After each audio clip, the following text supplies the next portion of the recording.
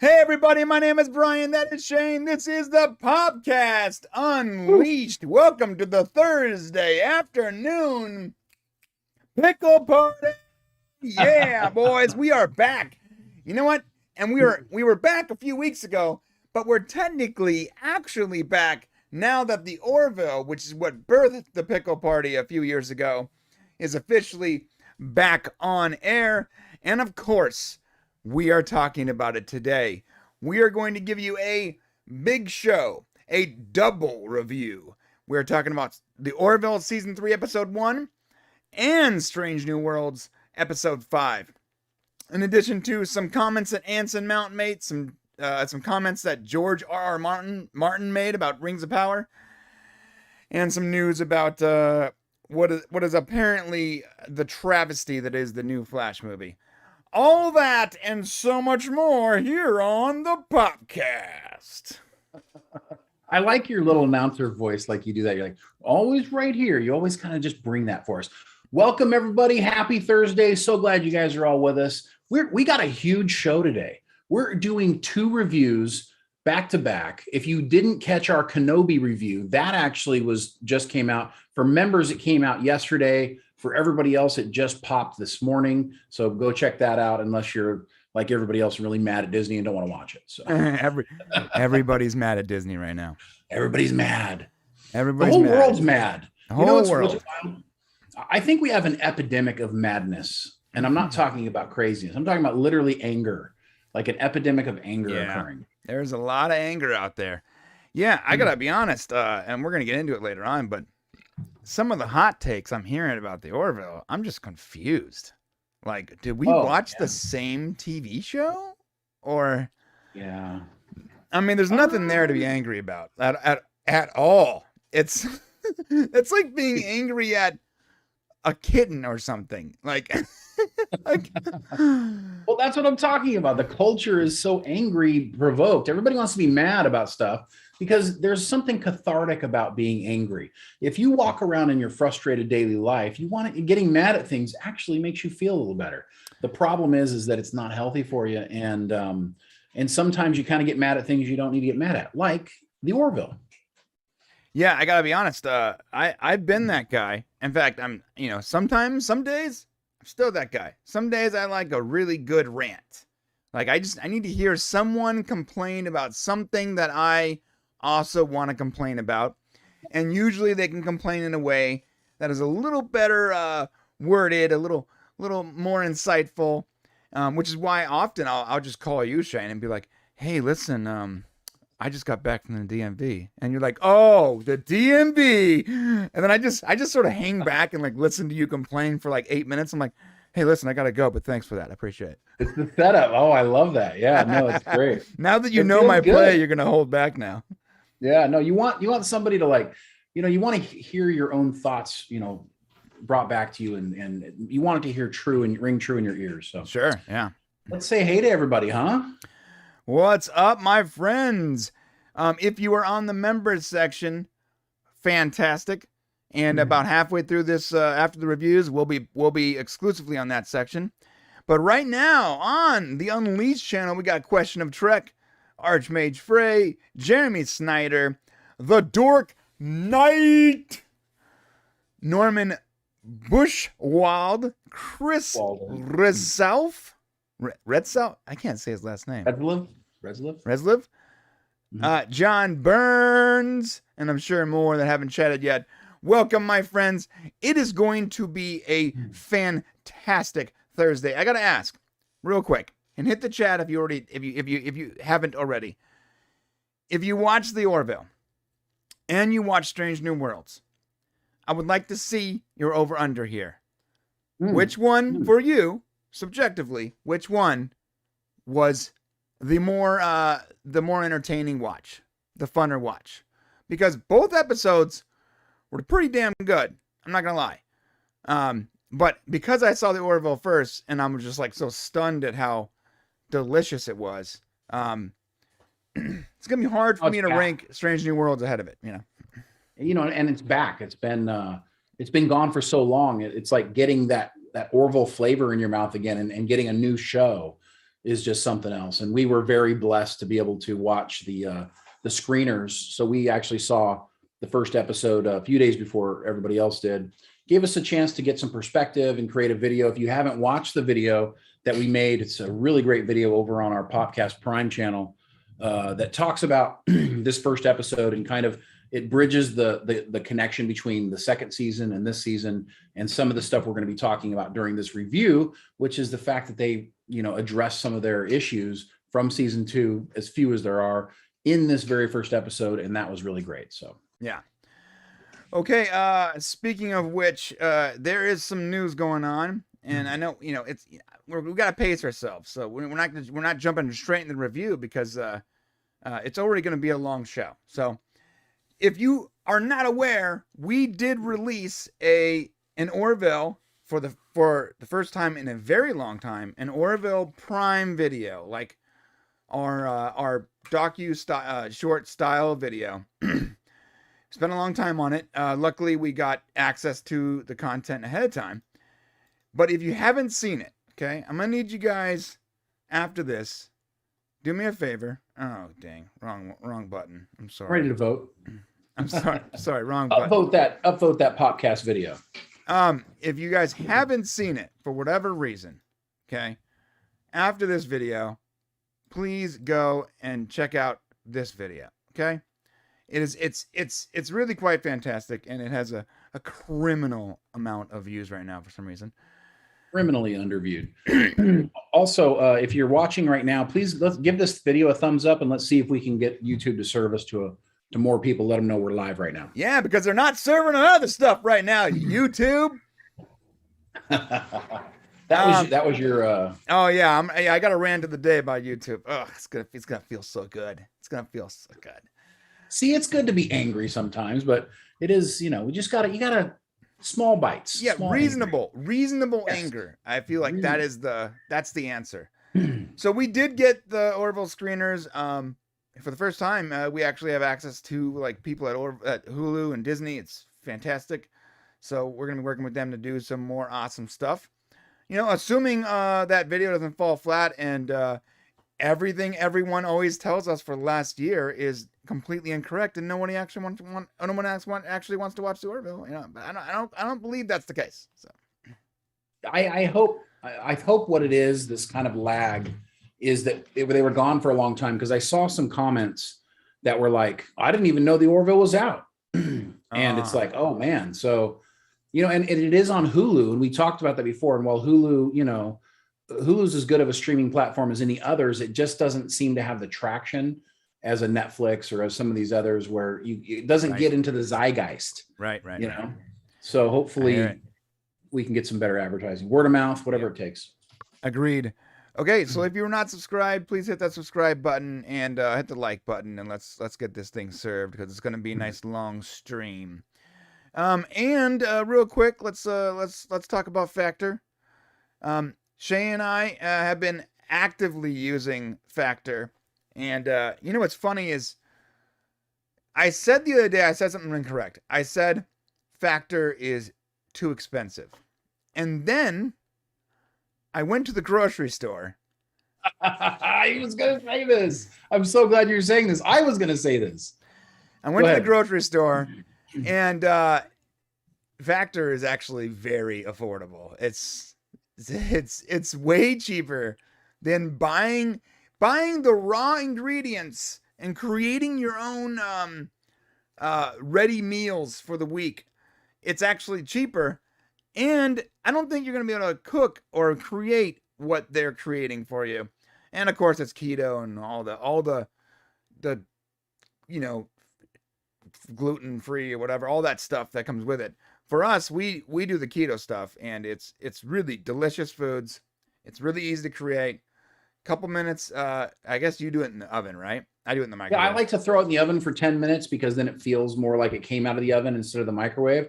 But you can microwave it. The thing about Factor is, if you've ever just wished, my God, I wish the food would just be ready and on the counter for me. Right. I wish I had a personal chef.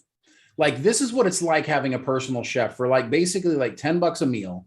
you get this wonderful, 3-course meal sent to you. It could be chicken, it could be, various different types of really well cooked. You throw it in, you feel like you ate a home cooked meal for $10. And here's what's really cool is if you try Factor today, and there's going to be a link down below in the description and in the drop down. If you put in the code the Popcast 120, you're going to get $120 off Factor when you make that first purchase, which is a ton of money. So give it a try. If you like it easier, it's helped us lose about 20 pounds. It's not a weight loss. It's not like for losing weight, but it's helping us because we're eating balanced meals instead of, going crazy all the time. Yeah, it's really good stuff. In fact, it's less than $10 if you use that code. Oh yeah, 100%. Okay, guys. Again, we're about to get into the reviews, but I have one quick rant. I got to get this off my chest. So allow me this. Please allow me this. Rant of the week. YouTube. What the actual F? I don't get it. People have complained around us for years. For the last 3 or 4 years we've been doing this. I kept hearing these complaints. YouTube isn't serving us. YouTube is throttling us. And I always did the same thing. I'm always like, you know what?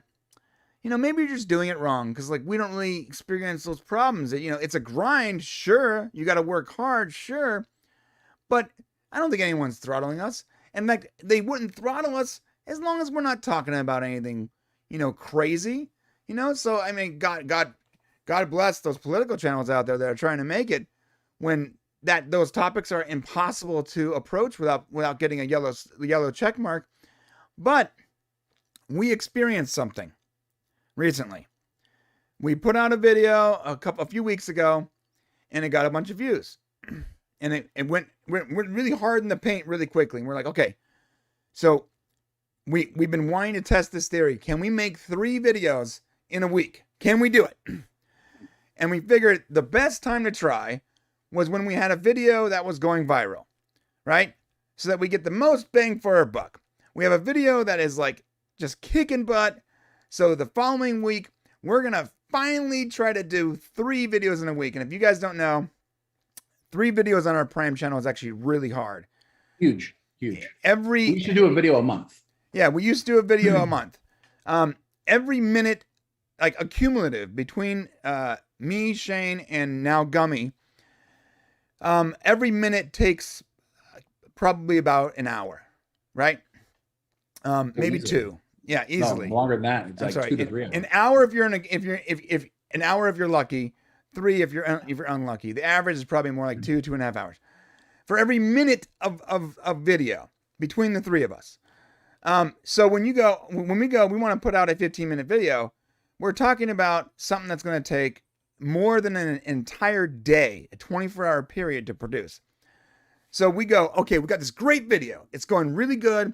People love it. We think it's great. We think it was a good entry into our archive. So let's do it, man. Let's make 3 videos. Let's clear our schedule. Let's get everyone on board. Let's organize this thing and make 3 awesome videos. And we even asked the fans, what do you want our videos to be about? And we tailor-made that week to make sure that we made 3 videos that you would like, about what you guys want. And we did it, perfectly. Perfect, flawless execution. And YouTube said, hey, slow down, buckaroo. No. Slow down. We're used to you putting out a video a month. You're not allowed to put out more than that. And Wow. We got throttled so hard. That one of the videos we put out did so poorly that we decided just to pull it and just wait for Normally we don't have videos that we can actually, in the can. We don't have videos waiting to put out, okay? Everything we make is we're struggling the day before to finish it, right? But this one video did so poorly because a mixture of the fans not liking the content, not liking the source material, and extreme throttling on YouTube's behalf because we decided to work harder. We actually pulled it, and it's a members only video right now, and we'll release it at some point in the future, I'm sure. But my rant is, why are you penalizing the people that are working extra hard? I don't get it. I don't understand. So we got incredible growth when we made a video a month, and we make 3 videos in a week, and we get throttled to the nth, like completely destroyed. There are Star Trek videos right now that you probably haven't seen. You probably didn't even know they existed because they have somehow on a video on a channel with almost 100,000 subs, under 10,000 views. And this is not content out of the ordinary. It's a Star Trek video. It's just that YouTube didn't like the fact that we decided to up our game. So, I mean, dude, it's demotivating. Lane, baby. It's demotivating. You're like, well, I mean, maybe we shouldn't be doing 3 videos a week then. Maybe that's too much. And see, and now they're not just penalizing us, they're penalizing you. Because now you're going to get less content. That's true. It's a roundabout way of just saying, you know. I think Mr. Tickle Trunk says it best here with his $5 super chat. Thank you. And it's good to see you again, Mr. Tickle Trunk. It feels like it's been a while. You guys aren't a corporate run channel. Why would YouTube ever help you out if it means crushing their trusted sources, fake trending moneymakers? Well said. Well said. That's extraordinarily true. Well said. I mean, because we are on the edge of, it's true what he's saying, because we're on the edge of like, all the channels that are, what is it, coming up with these crazy conspiracies. Like we're on the edge of the conspiracy channel people, and they just want to get rid of all of us for CNN and CNBC, MSNBC, and all that stuff. And we're just trying to watch some cool Star Trek and science fiction. Yeah, we're just trying to make good stuff for people. That's it. Yeah. Anyway, so that's my rant. It was, I to be honest, little unmotivated, feeling a little down this whole week. Shane and I both, we were like, like we killed ourselves that week. Like, I'm serious. We worked like 90 hours. Oh, I felt like 120. It was a lot. Like a lot. We worked a lot. I mean, yeah, I'm just talking about the video, not even a regular work, dude. This is like an insane amount of work. And it just got massively pushed to the bottom. So that said, if you're watching this later on and you want to go check it out, go to the Popcast and go watch some of the videos that I know no one saw, apparently. Well, It's nice that we get to have our live show today so we can talk about it and we can move on and kind of get that feeling going back again. Yeah. John Burns here at Shane's Rant. I wish I had a personal chef. John, thank you. Every time I say that, my wife says, stop, please stop. Because, she does most of the cooking. Why the heck would I need a personal chef? She's already cooking all the time. But it does feel good to have that little packaged, like, yummy chicken thing going on. So, yeah. I would be so skinny if I had a personal chef. Well, then you need to just keep going with Factor, bro. You'll eventually be there. Yeah. Okay. So that said, it's time to get into the reviews. You ready, Shane? I'm ready. Let's do this. Okay. If you guys do not know how this works, I'm going to break it down for you. You see these little numbers here? 0 and 0. When I like something, I'm going to give it an up vote. And when I dislike something, I'm going to give it a down vote. And Shane the same way. Up vote and down vote. And what happens is, at the end of our review, we are going to average those numbers, and that will be the official Popcast score. Please follow along here with us and let us know. Which is important to no one, but we're going to give that score anyways. What's that? I said it's important to no one, but we're going to give that score anyways. It's important to us, Shane. It's important to us. Amen, brother. Okay. Please follow along and give us your score at the end of every review. We're gonna start the party out with the Orville because really. But you want to start with Strange New Worlds? You just had it opposite, so but I'm cool with whatever. Oh, did I have it opposite on there? It's okay. I can pull up my other stuff. Go ahead. Okay, no, we'll start with Strange New Worlds. You're right. That's my bad. We're gonna start with Strange New Worlds and then Orville. You know why? Because I think that in order to keep the energies high, I think the Orville is going to give us a little more. Ooh, a little more runway. You know what I mean? Yeah. Keep keeping it motivated. Okay, guys, here we go.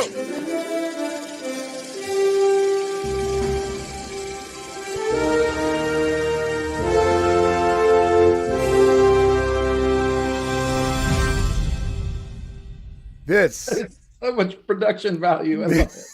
It's like, oh my God, we're about to see something so cool. And then, like, And then it just goes back to us. And they're like, it's like, we're back. hey, what's up? I think next week I'm going to have an even more elaborate stinger. I'm going to have one where it's like the Universal logo and it's like. Instead of like Siskel and Ebert, it's Laurel and Hardy. That's what you guys I got to make here. one specifically for the Orville. Okay, guys, we are reviewing Strange New Worlds. Follow along with us as we take this journey down Spock Amok. Season 1, Ooh. Episode 5. And it starts now. Let me just skip the recap here. Did you call it Spock Amok? It's called Spock Amok. The episode's called Is that Spock the title Amok. of this one? Okay, Yeah. Yeah, that was an appropriate title. It was pretty good. Yeah. So, you know what? You described something, Shane. You said this episode is the fun episode. What did you mean by that? Well, it's like it's the take a breath episode. So your first 4 episodes, we had mystery, intensity, lots of, high stress, watching. And then now we get into this take a break episode. It's a take a break, have some laughs, have a little bit of fun. Everybody's on shore leave, and all of our Star Treks had done that. TOS maybe didn't, but TNG had there was always an episode or 2 that was just kind of a little bit more fun to kind of give the audience a chance to catch their breath. And that's what this is right here in the middle of the season, episode 5. Okay. That's good. I agree with that. Now we open up with we don't know this yet, but it's basically a dream. Spock is I gotta give a quick upvote. Any episode that has T'Pring in it, I'm gonna upvote. Well, you're gonna be upvoting all episode then. Just immediately. I mean, just yeah. I'm gonna So say anything. all of a sudden, Spock is human, and T'Pring's like, "Whoa! I didn't expect that. You got to fight this guy over here."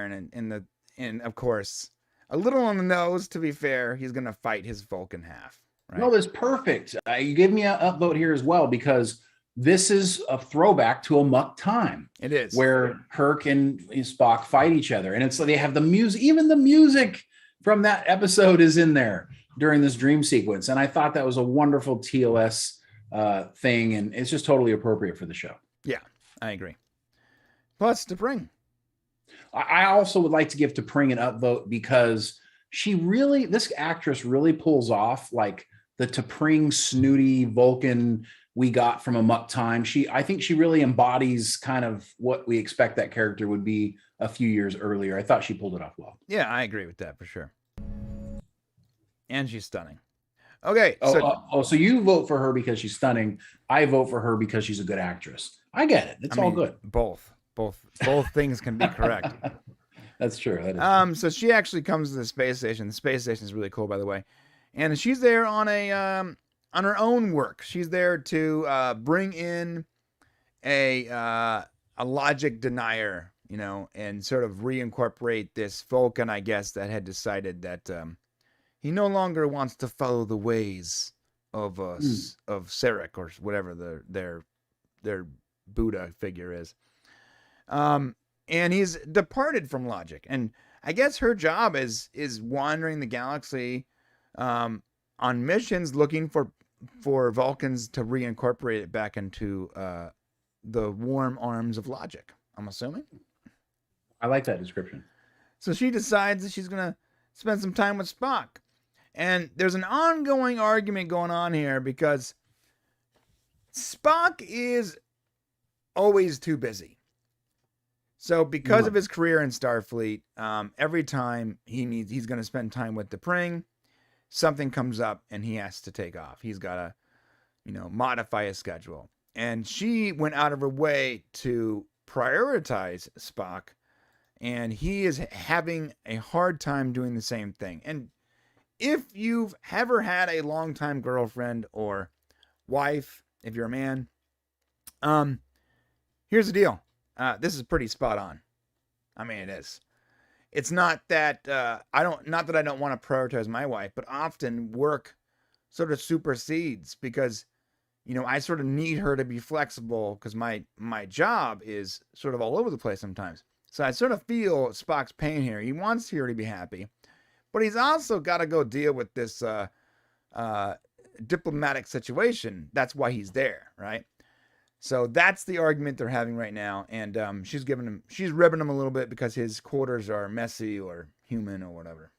Well, yeah, messy, human, same thing. So right, same thing. Okay, I withdraw my criticism, is what she said. Yes, I withdraw my criticism. I actually wasn't too happy with T'Pring and her character until a little bit later on when Spock actually comes back late, and that's the moment where I start to have empathy for her. Right, because she's yeah. They're on two different pages, but yeah, she's patiently waiting. Yeah. Okay, so what they're there for, and this is very important. They, I guess they just got out of a Klingon war, right? They're referring to the Klingon war from Discovery, I'm assuming. And they need to make friends or incorporate this species into the Federation that will give them a strategic advantage over possibly future skirmishes with the Romulans or the Klingons. Is that the case? Yeah, and basically they're called the Rhongovian Protectorate, and they seem to be positioned in space right between the Romulans and the Klingons, and that would actually give us a path to the Beta Quadrant. So kind of without this relationship, it would actually make the Federation a lot more difficult to operate and wouldn't have access easily to the Beta Quadrant, which is important. Yes, that's really cool. And one thing I got to upvote here. I got to hit an upvote because the old solar sail ship is so rad. Oh yeah, well I've got an upvote for that for later in the show, but go ahead and give it to me now here, I guess. All right. I mean, it was so cool because they use technology that we talk about today using to travel amongst the stars, using a laser. You actually show the vehicle shooting a laser into the sail to create speed. It was pretty cool. Right. And it's also a little bit of not throwback because I guess it's in the future, but in DS9, there was they built a solar ship or whatever. Right. From ancient designs, which, I guess this would actually be like ancient designs when it comes to DS9 time. Right. Yeah, very cool. And this species is very interesting. So when they were dealing with the Tellarites, they were extraordinarily rude and sort of mimicking the Tellarites. And then they meet Pike, and they're very reasonable. And they meet Spock, and they're very logical. And we get more into that a little later. But I like when you introduce a new species, and there's something unique about them. Not just unique in what makeup you have on the actors, but like their personality, their character. This is a truly unique species. They are flying around in what appears to be solar sail ships, which is rad, and very unique, where they are mimicking sort of empathically. They're mimicking the posture and the attitude of the people that they're negotiating with, which is. We've seen, and they're doing it in order to get return empathy. So they're not doing it because they want to copy them. They're doing it so that way they will be more in tuned to receive empathy back from whoever it is they're dealing with. Right. So you're connecting with them on one level to get their empathy. They're an empathetic culture, which is interesting because we've never seen these guys before. It's obviously new. Unfortunately, we never see them again in the future because they seem to be a pretty interesting race that play an important role in the Star Trek universe, at least in where they're located. So, I mean, I think this is a win-win here. And, maybe we can see them again in the future when we move forward into another series. Right. Yeah, I hope so, because I like this race. It's almost like it's not just their biology, but the way, their society came up. This is sort of the way they communicate, and it's unique. It's unique, but familiar enough for us to understand, which I like. Yeah, and it doesn't feel like a throwaway race. So a lot of times in Star Trek, we'll meet like new aliens, and we'll be like, oh, those are throwaway aliens. Like they're not important. We won't see them again. This felt like there's a lot more depth to these aliens. They gave us a little more than they would typically give us, and you could see them actually being somehow engaged in the franchise in the future. But like I said, it'll have to be after Picard because there's nothing else unless they come up with something in between. You know what? So let's upvote downvote these guys. I upvote them. I'm gonna upvote them too. They're really good. I think it deserves a downvote. Okay. All right. So in Spock, and I'm pushing forward here a little bit. There's some other stuff that goes on. M'Benga and shore leave with Nurse Chapel and Ortega, and this is sort of a subplot or a side story, and it's not super important. So if you want to spend time on this, let me know. If not, I'm gonna sort of. Well, the only thing I want to say is that this is where the episode starts getting fun, right? Because there's something happening where they're all going on shore leave, right? But the humor really begins, and when we get to it starts here, but when you get to the transporter pads, they got this great joke where it says "Where fun goes to die" is like the nickname for these two right there that you just saw, right? And it's like you just see the characters kind of growing together, and they're really becoming a crew in front of us, and that was nice, and it was just very light, and it's nice to see M'Benga being able to have more humor. We don't see that typically a lot from him. It was really nice. Yeah. Look at that face. Look at that. She said that. What do you mean? Where fun goes to die. And we finally figured out, by the way, what Star Trek Enterprise Bingo is, which is our Starship Enterprise Bingo is. You know what's funny about that whole situation is that's not untrue to the way the real Navy works. Like now, like our current Navy is there were always the people who couldn't wait to go on shore leave, and we always had the people who really didn't want to go on shore leave. They wanted to stay on the ship, and so that's actually pretty natural. Yeah, I was probably one of the people that would always want to leave. So. Oh no, I wanted to get off that ship. There was a beer in there somewhere for me. Yeah, I was in the Army, so it wasn't a ship. But anytime we had a chance for a personal day or a personal weekend, I took advantage. Yeah. Okay. All right, so now we have Spock coming back to his quarters. He's late. She's been patiently waiting, poised as all get out. Jeez. I'm glad there's not going to be a ton of T'Pring episodes because you're distracting. She's distracting. I don't really want from me. Look right there. That's the moment. That's the moment I feel empathy because she actually prepared a nice evening for them. Up until this point, she's been just kind of, I don't want to say she's been very Vulcan, very pushy, Right. And now you notice like she's really went out of her way to do something and you're like, oh crap, Spock should feel bad. Right. Yeah. So, in a typical Spock, and this is very Spock, I believe, when, let's talk about this real quick before we get to what I was just saying. So, Chapel is not interested in a long-term commitment. She's just trying. You think? She's just trying to swipe right and move on, and this is obvious here. She says it in sickbay, and again her whole attitude with this guy is like, he's like, we're gonna talk about a relationship. And she's like, oh, okay, listen, I gotta go. This guy wins the acting award for cringiest dude ever. Yeah. With so you're fire. What about me? Don't I look fire? And I'm like, oh my gosh, I just can't even believe you said that. We're both fired. For a minute there, I thought he was Colin Jost, whatever his name is. He kind of looks like him, Colin Jost. Yeah. Yeah, he kind of looks like him, which would have been.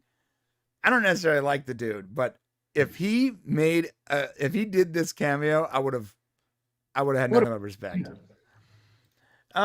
Yeah. So she sees Spock over there, and she uses that as an excuse to sort of get away from this hyper cringe. What do they call them? F-boys. And she goes to hang out with Spock, and he explains that, they're having a difficult time connecting. Now back on the Enterprise, we got Leon and Una, and they're talking about how they're not fun to die. What's that about? Blah blah blah. And that's fine, whatever. What's wrong with replacing the batteries in the receptacle and checking on the oil levels of this or that and the other thing? I mean, what's wrong with that? Yeah. But I found this interesting. There we go. So there's a couple cadets or ensigns or whatever, and they're playing Enterprise Bingo. And this is where it gets fun.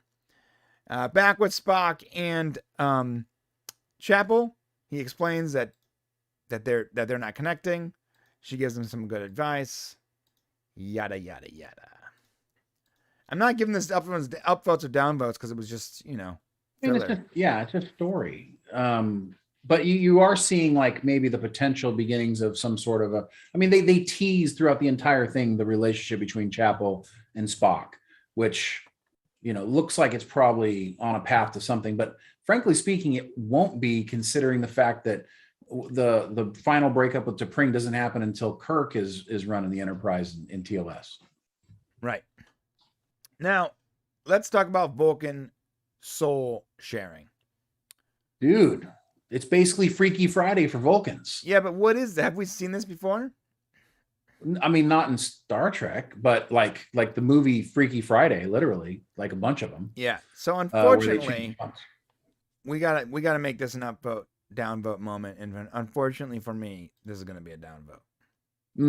Yeah, I don't like it either. You can if you're making it. I didn't actually upvote or downvote it when I was watching it, but if you're gonna force me to do it, I'm gonna say downvote, even though it was interesting. It was interesting, but unrealistic, and I feel like you can subtly add a more layers to Vulcans. That's completely fine. Add some more layers to Spock. Yes. But this is not a layer. This is sort of a big deal. This is not a small detail that enhances our view of Spock or Vulcans. This is like a whole new thing. And we did have mind transfers. So like it's not. I want to defend it just momentarily. In TOS, there were mind transfers that happened for various reasons, but this is the first time we're ever hearing about it with Vulcans that I'm aware of, and so it does feel a little bit out of place. Yeah, for a minute there, I was hoping that the species they were talking to, those aliens, had something to do with this, and it wasn't. That would have been cool. It would have been okay if that was the case. If it was like, oh, it's like a deep mind meld, but because of their empathic abilities, it's sort of like pushed it over the top or whatever. This wouldn't have been a downvote had it been the case. We needed there needed to be it needed to be more than just, wow, this is just something that can happen, because I'm just not sure how many Vulcans would be rocking the soul sharing thing if they weren't sure they could get back in their bodies, Right. Yeah. So there needed to be some kind of outside force that made this possible. And you know what? This is not the first time we've criticized this in Star Trek. Even, famously now, we've complained so often about the stupid Romulan engines, right? The singularity drives that they use are stupid. So there's some things that sounded cool, but maybe instead of it just randomly occurring and them traveling in time, or randomly occurring and them swapping bodies, you should make it, if you want it to be part of the story, make it some kind of external outside force or stimuli that makes this unique thing happen, and not something that can just randomly happen at any moment. Because if that's the case, hey guys, you should stop using singularity drives, and hey Vulcans, stop soul sharing. Because if this can happen randomly, then it's problematic at best, right? That's why I got down vote. Okay, yeah. So they Freaky Friday it up, and I don't want to be vulgar, but if I was all of a sudden in T'Pring's body, oh no! Everybody thought it. Everybody thought it. Nobody said it, but you. Everybody thought it. Nobody said it, but you. The reason I even said that because I knew you would stop me. Just don't even go there. I'm gonna find a mirror right away. Where's the mirror? Okay. Now, so what are they called? The Rhongovians?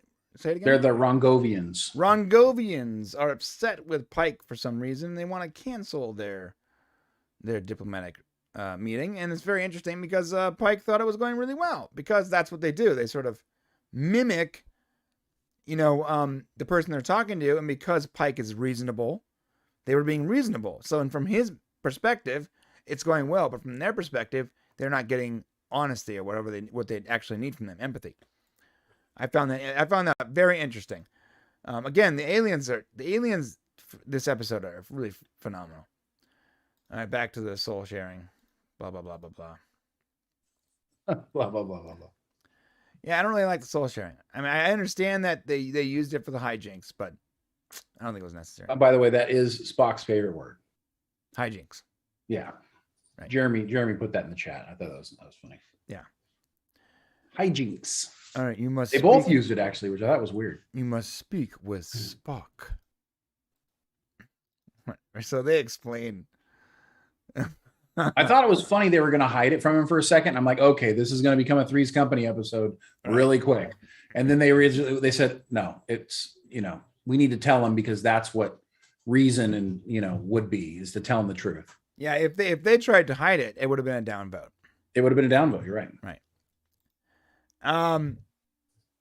Yeah. So now Pike is like, all right, so that's we'll figure this out. But in the meantime, you still got to come do this job. Which was weird. Like I would have found a way to maybe and this is where I think they went a little off, and I would actually give this a downvote. To bring Spock into Pring should have also come to at least sit in the room, because to Pring there as in Spock's body, alone, it just didn't make sense. But I understood they wanted them to go off and experience their own things. It just seemed like craziness to let the fate of the future of Starfleet be at the hands of T'Pring, who knows absolutely nothing. Right. Back on board the Enterprise. They're having fun with the ensigns that were playing Enterprise Bingo, and they're sort of. I like the two approaches. Yeah, the on is like bad cop, and Una is like good cop. I found that interesting. But Lon's bad cop was great. Yeah. I mean, like she had this girl in tears. I mean, she was just ripping her down apart, and the other two are laughing, and they end up getting the same information, which I thought was a really good play on their personalities. Right. John Byrne. Soul sharing is tight.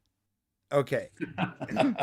Ryan George pitched me this. Anytime someone uses the word tight now, I immediately think of Ryan George. He is officially taken over that word. Yeah, it's tight. All right. Yeah, so Spock into Pring's fantastic body is now talking to I guess her underling. I guess somebody who associated with what she does for a living, bringing these Vulcans back. Can I downvote this Vulcan? I mean, the ears aren't pointy enough, or what? Like, is it? She kind of looks like a fish. I am not just to be clear, I am not making fun of the actress. I am making fun of the makeup. This looks like that's what I'm talking about. If I ordered a Vulcan on Wish.com, this is what would show up. Could you imagine if you could order a Vulcan on Wish? This for $3.99, it'd be delivered from China to your house. It would take 37 6 days. months. Yeah. It would be loosely packaged in what appears to be a poly bag, with some like weird plastic paper clips or something. You would pull it out, and there'd be some like crazy funky Asian writing on the side, and it would say like toxic, and you'd be like, I'm sure it's fine. Yeah, but this is the Wish. The second I saw this, I was like, what subpar nonsense is this? Like, I don't know what they're going for. The ears don't look right? Are we missing the ears here? The ears don't look right. Everything looks off. It looks like eyebrows are good. It looks like if I tried to make a Vulcan in Photoshop, and it's like, oh, it sort of looks right, but it's not quite right. And you guys have seen my thumbnail. Sometimes you're like, what's going on with that guy's head? It's like an uncanny valley of Vulcan, and it totally took me out of the episode. Honestly, it did. I had to pause it and be like, yo, what is happening right now? It was that bad for you, huh? Yeah, well, for me, because I'm a very visual person, which is why T'Pring is so perfect for me. Look at that. I mean, Look, you're pausing over I'm these sorry. scenes. I mean, like, ready? That it went from that to that. Look at this jarring. It's a jarring. Well, look at her ears. They look right. Yeah, she looks correct. All right. Anyways, so her underling's like, hey, you got to go deal with this. It's the only you can deal with it. And she doesn't want to. Spock doesn't want to blow up T'Pring's spot, so he's not telling her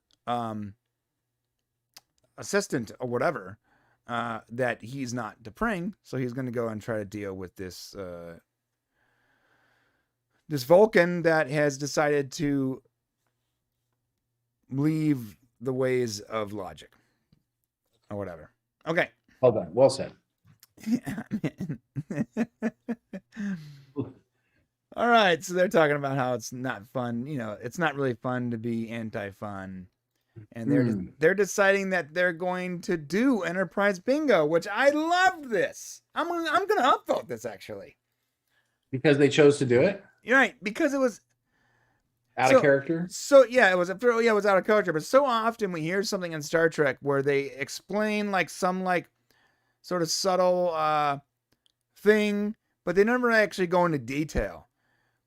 Now we're getting detail on what Enterprise Bingo is, and it's really quite cool. Like they actually go through this has no bearing on the story whatsoever. This is literally just fan service. It's just fun. That's all it is. So I'm giving it an upvote because it's fun. I found it interesting that she runs out of flavor with the gum. They transport her to and from, which is super dangerous. And then I guess she has the flavor back because the transporter filters are like corrected it or whatever. Yeah, that was pretty wild.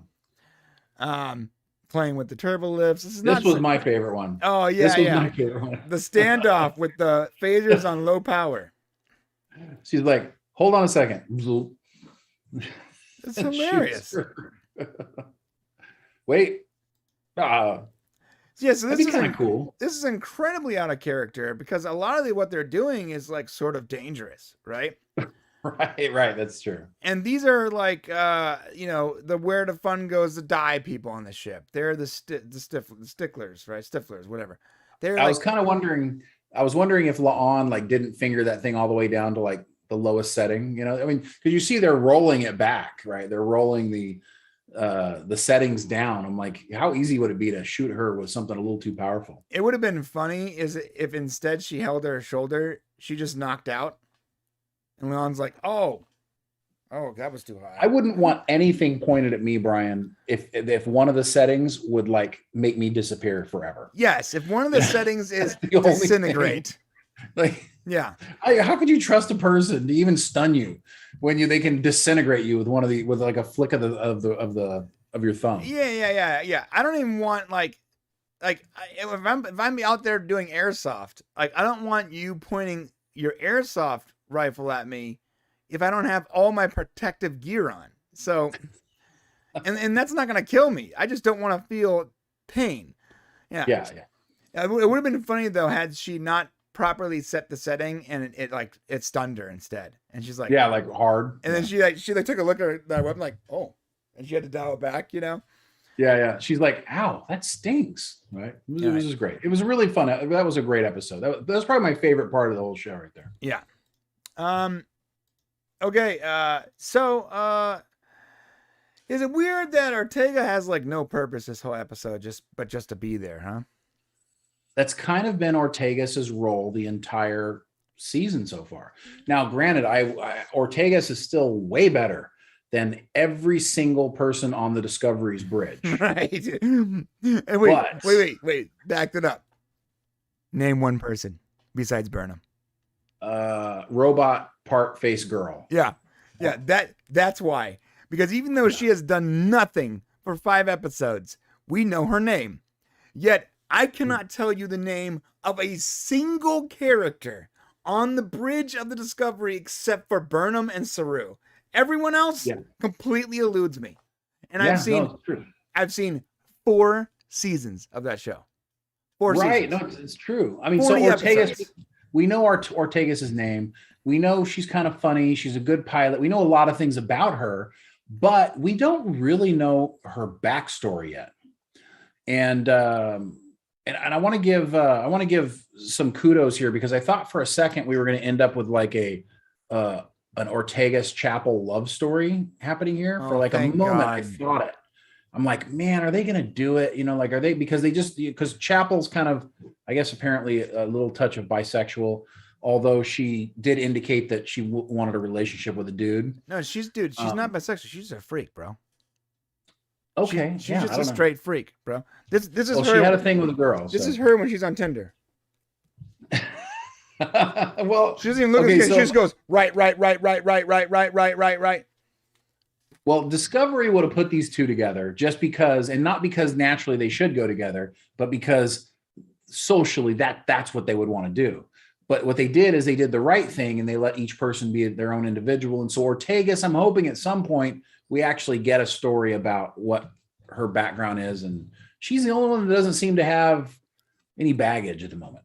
Yeah, I want to see Ortega's hook up with Chief Kyle. Yeah, I don't think that's going to happen. Yeah, she would just rough him up. No. I want to see Uno with Chief Kyle. Imagine that. Imagine that pairing. Poor Kyle doesn't look like a chief. Kyle looks like a little boy. Yeah. It's kind of funny. It's actually. But he had a line on this one again. They call him Chief, and I'm like, Chief. Yeah, he's the transporter chief, but it just doesn't work. It doesn't look right. I get it. She's asking him, "What do you know about this bingo? What do you know about this bingo, Chief Kyle?" And he's like, "Oh, nothing." I guess you can be a chief and just be like super small of stature, but it's just you can. It looks or young. It's about age usually. Because that guy looks like, I mean, like my oldest looks larger and more capable than he does. I mean, yeah, but he is of the Asian. He looks part Asian, right? I don't know. And they do look, I mean, even when they're old, they look young. So maybe he's like 46. And we just don't know. Chief Kyle's really he's pushing 50. And we can't tell. You know who was it in this episode? Oh. Hemmer. Oh, yeah, you're right. So that was kind of weird. Yeah. Yeah. Neither was Uhura. Yeah, she was. She was in there at the beginning. Oh, she was at the beginning. Yeah. She was part of the Rhongovian thing. All right. Well, I'm glad she's not the one who saved the day, because that would have been excessive. Oh yeah. Oh yeah, that's good. So a positive thing. She wasn't the one fixing things. Right. That's good. All right. So Spock tells Chapel what's going on, and she goes to help him deal with this guy. We're gonna get back to that. That's actually a cool moment. It was a cool moment until he punched him, which we'll get to. Hey, I got a downvote for that. Okay, that's cool. We'll get there. We'll get there. Okay. Nice. I'm glad we're on the same page. Yeah. So they're finishing the bingo list. I think it's cool. Yada yada yada. Okay. Now this is when Pike sort of figures out what's going on, and I gotta upvote this actually. Yes, me too. Give me one as well. Pike being the guy who is observing, interacting, and sort of figures out what's happening, how this race works, and how they deal, and sort of saves the day with Spock / T'Pring. It just felt natural. It felt like, why does a captain exist? Just to issue orders, or because they have this quality that sets them aside, this sort of gut instinct that allows them to operate on a slightly different level than the people around them, which is why you would trust your captain when he's like, hey, hard to starboard, throw torpedoes, whatever, and not second guess everything he does like they do in Discovery. Sorry to bring it up again. Because if you trust, if the captain is a cut above and has that gut instinct, that's why he's in that role. And they are constantly showing us why Pike is the captain and why he deserves the respect that those bars come with, or whatever the pips, whatever he has. And it makes sense to me. And we're seeing that again. And not just in combat or when he deals with people or whatever, but now we're seeing it diplomatically, which is a big part of how captains on Star Trek work, which I loved. I loved it. Yes, I love that too. And I also want to say just quickly that what he says about what he says about Spock during this whole thing, and where he's addressing him, and he's saying, he's basically he represents Starfleet. He is what makes Starfleet great. And I thought that's really such a great thing, because even through all of Star Trek, it's the truth, half human, half Vulcan, dedicates his entire life to, peace and making everything work. Spock is what Starfleet is all about. And it was just nice to actually have that said out loud. I don't know if it's ever been said, really. Right. But it was just said here, and I thought it was a really great moment, and that's why it got my vote. Yeah, I agree. 100%. All right, Mbenga is fly fishing. That's cool. All right, so they get to this guy. Does that look like a bad Vulcan costume? What? Well, there's no such thing as Vulcan costume. I mean, it's his ears and his eyebrows. It just looks like. I feel like I've seen fans at like the Vegas Star Trek convention that had better makeup. I'm not gonna downvote it. Can I just say he's an ugly guy, and that they turned into a Vulcan, and so that kind of is probably what it is. I don't think they shaved his head. He's just a balding guy. Okay. I love that they're playing 3D chess or whatever that is. That's cool. 4D chess. Oh, 4D chess. Yeah, I don't know. Okay, maybe you're right. Maybe I'm overthinking it. Maybe there's ugly Vulcans. You know what? You've seen T'Pring so much, you cannot help yourself but to think every other Vulcan is ugly now. You're done. Vulcans are done for you. I mean, yeah, she's ruined me. She has ruined me for other Vulcans. I mean, honestly, Ethan Peck's a looker too. I mean, what do you want?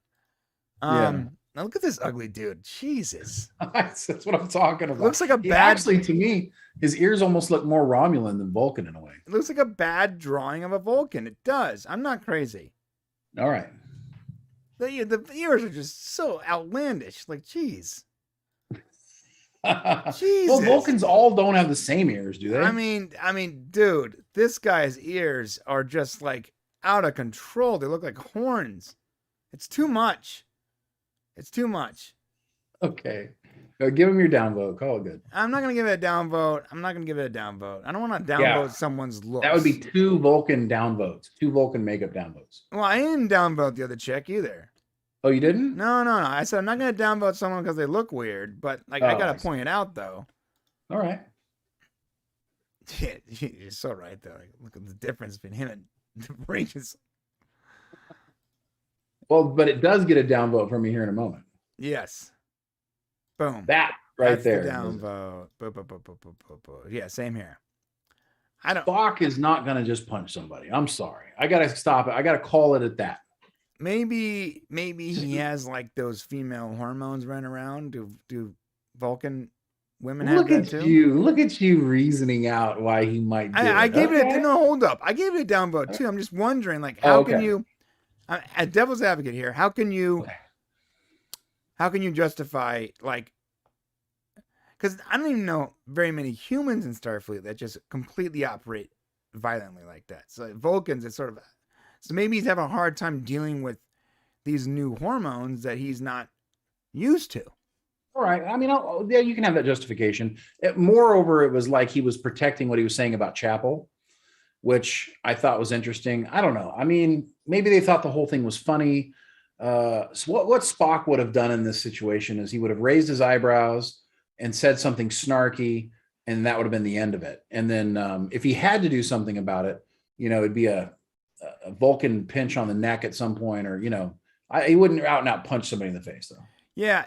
The way Spock disarms literally and figuratively people and sort of like dispatches them when they're being dickheads is by being smarter than they are. Yeah. By being faster, having quicker wit, and using logic as a sharp instrument, not just punching someone in the face. But I gotta be honest, if I woke up tomorrow and I had my wife's hormones running around in my body and I didn't know how to deal with that, I'd probably lose my mind too. Okay. Because don't tell my wife, but she's nuts sometimes. Like she's crazy. Okay. Send help. I ain't saying nothing. Don't worry. I don't know. Either way, I got a downvote. Unfortunately. Okay. All right, so Mabenga using like African herbs or whatever, slugs or African what was it? herbs. What was it? What was it again? It was an alien. It was some alien stuff. So It was basically dirt or something. So this is not usually worthy of a upvote or downvote, but I'm going to give it an upvote, and I'll tell you why. Okay. It reminds me of my second favorite Doctor in all of Star Trek. All right. Dr. Phlox. What? Oh, using like ingredients and stuff like that. Right, and it makes sense. Okay, so Dr. Phlox was part of the first Enterprise, right? Enterprise NX-01, and a big part of the reason he joined the Enterprise was to find new ways and new medicines and new sort of methods for being a better doctor, right? Right. Now, this Strange New World is taking place, a lot closer to the NX-01 time than TNG, right? So it makes sense that doctors are still sort of, finding new methods of health and expanding on there, which is why we don't see it very much with Crusher and, DS9 and all those and Voyager or whatever. But we do see it in these sort of like frontier days of Star Trek, which would be NX-01 and Strange New Worlds, right? Okay, well, Star Trek Enterprise was from 2151 to 2161. And Discovery is 2255, which, so I guess you could say is basically same time frame. So that's about 100 years. And then you've got the Next Generation is 2364. So I guess it technically is a little bit closer to Enterprise than it is to TNG. Right. Just a little bit. I mean, they call this like the whole thing for the show is like the frontier. So it has that whole vibe. And so if NX-01 was like the real frontier, it was like the beginnings. I don't know. I like the vibe. I like the whole. I feel like someone in the writing room is a Dr. Phlox fan, and they're sort of like trying to expand on this sort of frontier medicine style thing they're doing. Yeah. But using mud and crystals to transfer back their katra, their souls to each other, I don't know about that. Yeah, that actually gives me a downvote. So yeah. So I gave it an upvote. Yeah. I gave it an upvote for what they're doing, and a downvote because it makes no sense. Yeah. Hey, thank you. So it a roundabout way of saying it's a zero-sum game, but regardless, I wanted to make sure you guys saw my math. Okay. Oh my gosh, I saw Art Mage phrase thing here. Your first favorite doctor better be Pulaski. I didn't like Pulaski. Pulaski's actually my last favorite. Yeah, she's my least favorite. All the Star Trek doctors, which is why she's gone. Yeah, I know people love. Look, Archmage. Hey, man, subjective is a real thing. People love that doctor. I never did. I think he's being sarcastic. Oh, because Bones is, of course, my favorite. Yeah, and then Bones. My second favorite is the EMH. Well, yeah. So the EMH would have been my second favorite if before Enterprise. So for me, it goes Bones, Phlox, EMH. And then honestly, everyone after that is sort of like in the same tier. It's whatever. Although I'm digging Mbanga so far. I like him. Yeah, well, more time has to go by before I can really. I actually don't. I don't think we know enough about his character to like him yet. He hasn't really done a whole lot that has really impressed me. In fact, during the whole episode where everyone was diseased, he didn't do much. True, that is true. Yeah. Okay. All right. Yeah. So magic, crystals, and mud. Blah blah blah blah blah blah blah. Going back. Okay, a little flirtation. All right. Is he gonna get some? Shane. Is he gonna get some, Shane? Yeah, I think so. He's gonna get some of that sexual healing right now. I'm pretty sure. Sexual healing. Oh yeah.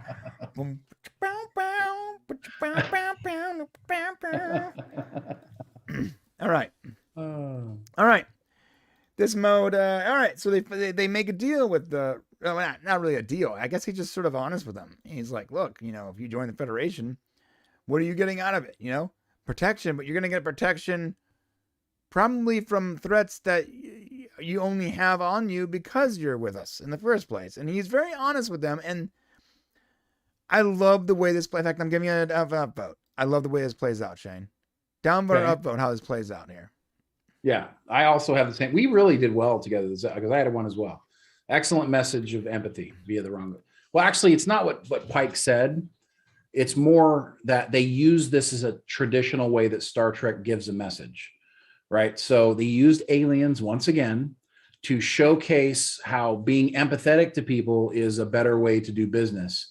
And that was a message meant for ourselves that was done through aliens to make it not so pointed, which is, I love that Star Trek Strange New Worlds is doing that, which is what TOS did. And it's the way you should try to, teach people in our current society the way they should behave through alien interactions. Yeah. Radical empathy.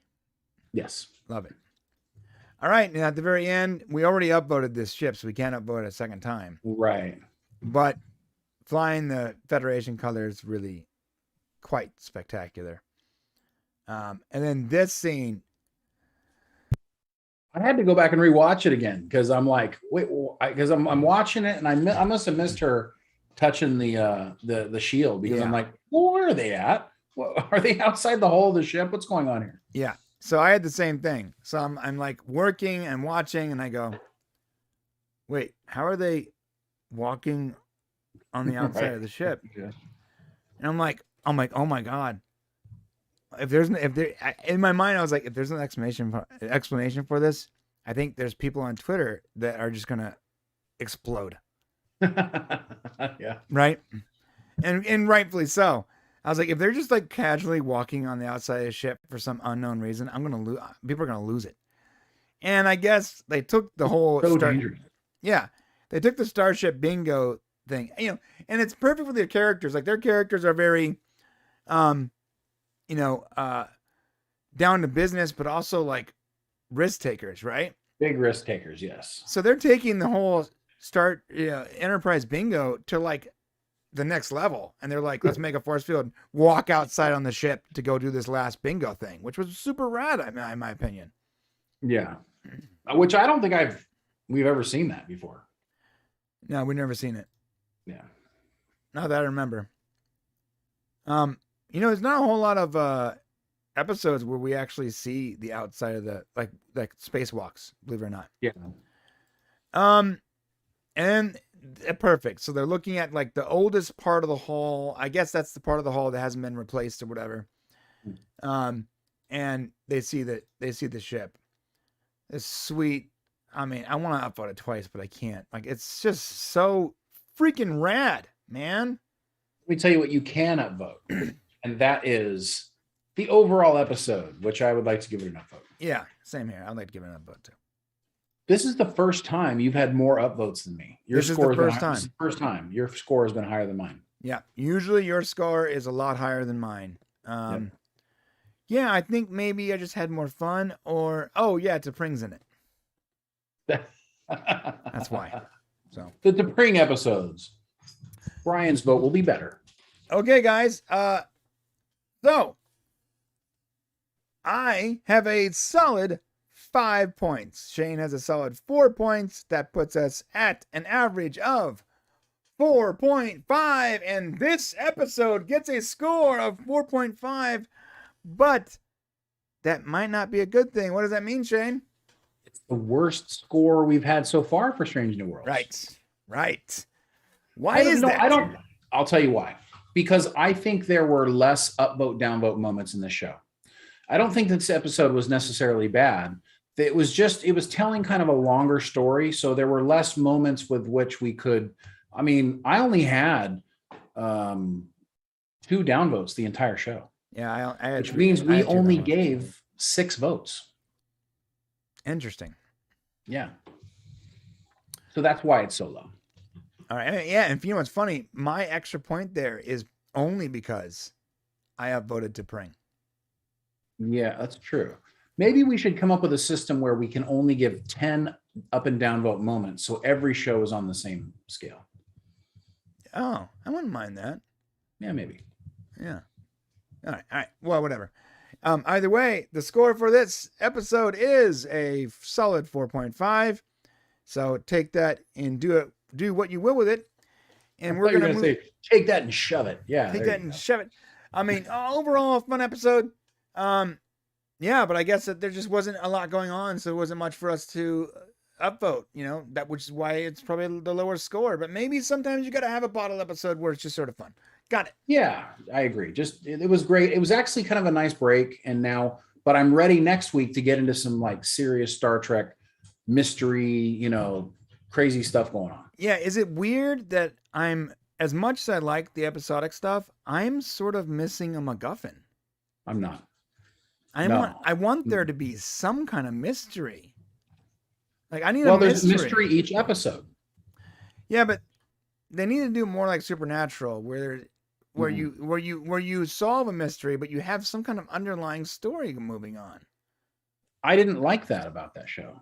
You gotta have. You gotta have a water cooler moment, dude. You gotta have something to talk about afterwards. Well, why can't we just talk about the episode? Why do we have to talk about some underlying? I mean, I get it. Like we do have Pike's story moving through. They're just not addressing it every episode. A big part of Trek, though, is like the theory crafting on what can happen. And when you solve every mystery instantly, which I guess you can't have your cake and eat it too, but right. I feel like the theory comes afterwards. So this is the thing about Star Trek is like it comes after you're done watching. After it's over is when you start generating the theories and the ideas, not while you're watching. The reason why Picard is so boring and so terrible is because they do in 10 episodes what they could do in 2. And it's just a lot of meaningless, pointless, dragging out things. You can create a mystery, but when you drag that mystery on for 10 weeks and you can't pay it off in the end like Picard did, it just becomes a weakness. Picard season 1, no payoff. Picard season 2, no payoff. Discovery seasons 1, 2, 3, 4, no payoffs at the end because we're waiting for this big thing that ends up being a letdown. I agree with you, but Enterprise, Voyager, TNG, DS9. TNG didn't have that. What? TNG didn't have that. No, TNG had most of it was episodic, but there were plenty of episodes that forwarded mysteries forward that we still talk about today. There are so many theories about stuff that we don't even know anything about. After it was over, we've only had 5 episodes of Strange New Worlds. We don't know what all the things are. I get it. DS9 created this storyline that you could follow with the Bajorans, and the whole thing was like a continuation. I get it. Some people dug it, and I didn't like it as much. Voyager, they were trying to get home. We had that to deal with every week. So maybe, but every episode was different for Voyager. We're only in the first 5 episodes of the first season of the show. There's not been a return of characters. We haven't seen the same things. It's going to take some time before that happens. We were talking about Picard because it was pointing toward, they went in time travel. Every episode was connected. Right. You didn't have a choice to it. Right. So maybe it gives us more to talk about, but I got to tell you this, I am enjoying this so much more than any of that other stuff. And simply because I do feel like I'm getting a new story every week. Right. But I do feel like there's a way to have an underlying story, season story while doing what you're doing here. So you want Strange New Worlds to have one big baddie that they're trying to track through the entire season? No, not necessarily. That's what it has to be, because T'Pring Spock has a storyline. Pike has a storyline. Uhura has a storyline. I mean, they all have little storylines that we dip into every once in a while, but there's no one big bad thing or big, there's no puzzle piece at the end we're trying to fit into this. What's the giant creature we're going to find at episode 10 that we have to defeat? That's what you're talking about. No, not necessarily a creature, whatever. I mean, I'm using that as an idea, whatever. Look, I'm loving Strange New Worlds too, but I do feel like to maximize the potential, the Star Trek potential, having your episodic content with underlying stories, and I know it's harder to do. But that sells it, and a lot of extraordinarily successful stories have been able to do that. And I don't understand, there's no reason why Star Trek can't. Well, you know what? Let me back that up. I'm glad this is happening, and I'm not going to ask for more than they can handle. Maybe that's the right. I don't think that's it at all. They gave us Picard recently where they did that. No, they didn't. There was never any payoffs. Like Archmage says, if you're doing series long mysteries, you gotta have payoffs. There was no payoffs for Picard. There wasn't any. Well, they thought there was. They just didn't do it well enough. Right, which is why I'm saying maybe I should back that up and not ask for that because they weren't able to pull that off for 2 seasons of Picard. Yeah, or for any season of Discovery. Right, I mean, maybe I just be happy with what we're getting now. Be happy you've got enjoying stuff now. And I'm telling you, we're 5 episodes in. I promise you, they're going to be ramping up towards the season finale. Like you're going to get this over the next 5 episodes. You're going to get this. It's still going to be episodic, but you're going to start to feel like we're heading somewhere because that's the way all these TV shows are now. It won't just be completely episodic through the end. There's some payoff at the end of the first season that we haven't gotten to yet. Okay. That's fair. All right. Well, that's it for our review. Guys, we're going to move on to the Orville, but let us know what you guys think in the comment section below. Yeah, let's find out what we're talking about over here. Yeah, who's talking? Hey, who's talking over here, huh? Hey, the Dark Knight says a 45 is a low F. A 4.5 is a low F. I give this at least a 75, which is still a D. I don't know why I'm talking like a New Yorker. I don't know either. You know, honestly, every time I see Danny, even though I know he's from Vegas, I get like the whole like sort of New York Guido vibes sometimes. Maybe because he has the mustache or whatever. That's true. Let's see. Yes, TOS did. Okay, so here we go. Archmage Frey. TOS did it. Trouble with Tribbles for 1. That was a relaxed episode. Archmage Frey, I would also like to give to Pring an upvote, and then he winks. So, oh yeah, you know what that means. Pring's getting the upvotes all day long. Oh yeah. to Pring, more like to swing. Nice, Jeremy. Nice. I'm suddenly embarrassed because Dork Knight's mom's here now too. Hi, PGO. Hey. Like talking about swinging. Because we run everything. John Burns, I love chocolate MacGuffins. I do too, John. I do too. Chocolate MacGuffins. And Norman Buckwald. See, we're here, Norman. Thank you. Nope. No mystery box, please. Remember the burn. Remember the burn. Absolutely not. Remember the burn. Discovery, the burn. Dark Knight, no upvote for that shirt Pike is rocking. Nah, great shirt, but he wore it a couple of episodes ago too. That's not new. Ugh. Thomas Hill, the question I have after watching Star Trek, I always wonder, where is the Gorn homeworld? How big is their arms? Are they broken into groups, or is there a government leading the ship, or what?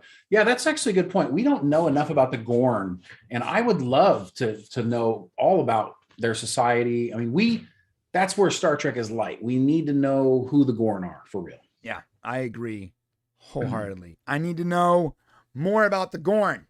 Need to know, which is why I didn't like the episode about the Gorn. I know you loved it, but there was parts, but overall, I was disappointed. We didn't get to see the Gorn. No Gorn. I want to know more about the Gorn. As long as they show them again, as long as they come back and we get more Gorn, I'm okay with it. We got to have more Gorn, baby. More Gorn. I want more Gorn, baby. More Gorn. SNL reference. I need more cowbell. Give me the Gorn. Okay. All right, we're going to move on to some Orville. You guys ready? Oh, yeah. All right. Here we go.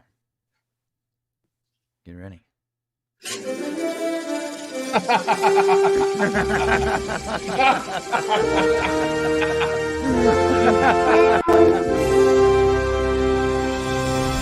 Welcome to the Orville Review. We are talking about Season 3. Yes, I said it. The Orville Season 3, Episode 1. It's gonna be a good. I'm gonna reset this counter. We were reviewing Strange New Worlds. This is how it works. I love that, man. For every good thing, we give it. Me or Shane give it an upvote or a downvote, and for every bad thing, upvote or downvote, whatever. And at the end of the episode, we will average our 2 scores and give it an official Popcast score, of which no one but us actually care about. Woo! That's right. That's right. That made me laugh when you had the production camera roll again. I just, for whatever reason, I didn't realize it was coming again after earlier, and it just made me crack up. I don't know what it was. If you're not a subscriber, please hit that subscribe button on the way to the comment section to let us know what you guys thought of the first episode of the Orville Season 3, and to follow along with us as we talk about the Orville. Have I said the Orville enough at the top of this recording so that it gets served to fans of the Orville? I don't know. Probably not. But we're watching the Orville. The Orville, the Orville, the Orville, the Orville. Here we go.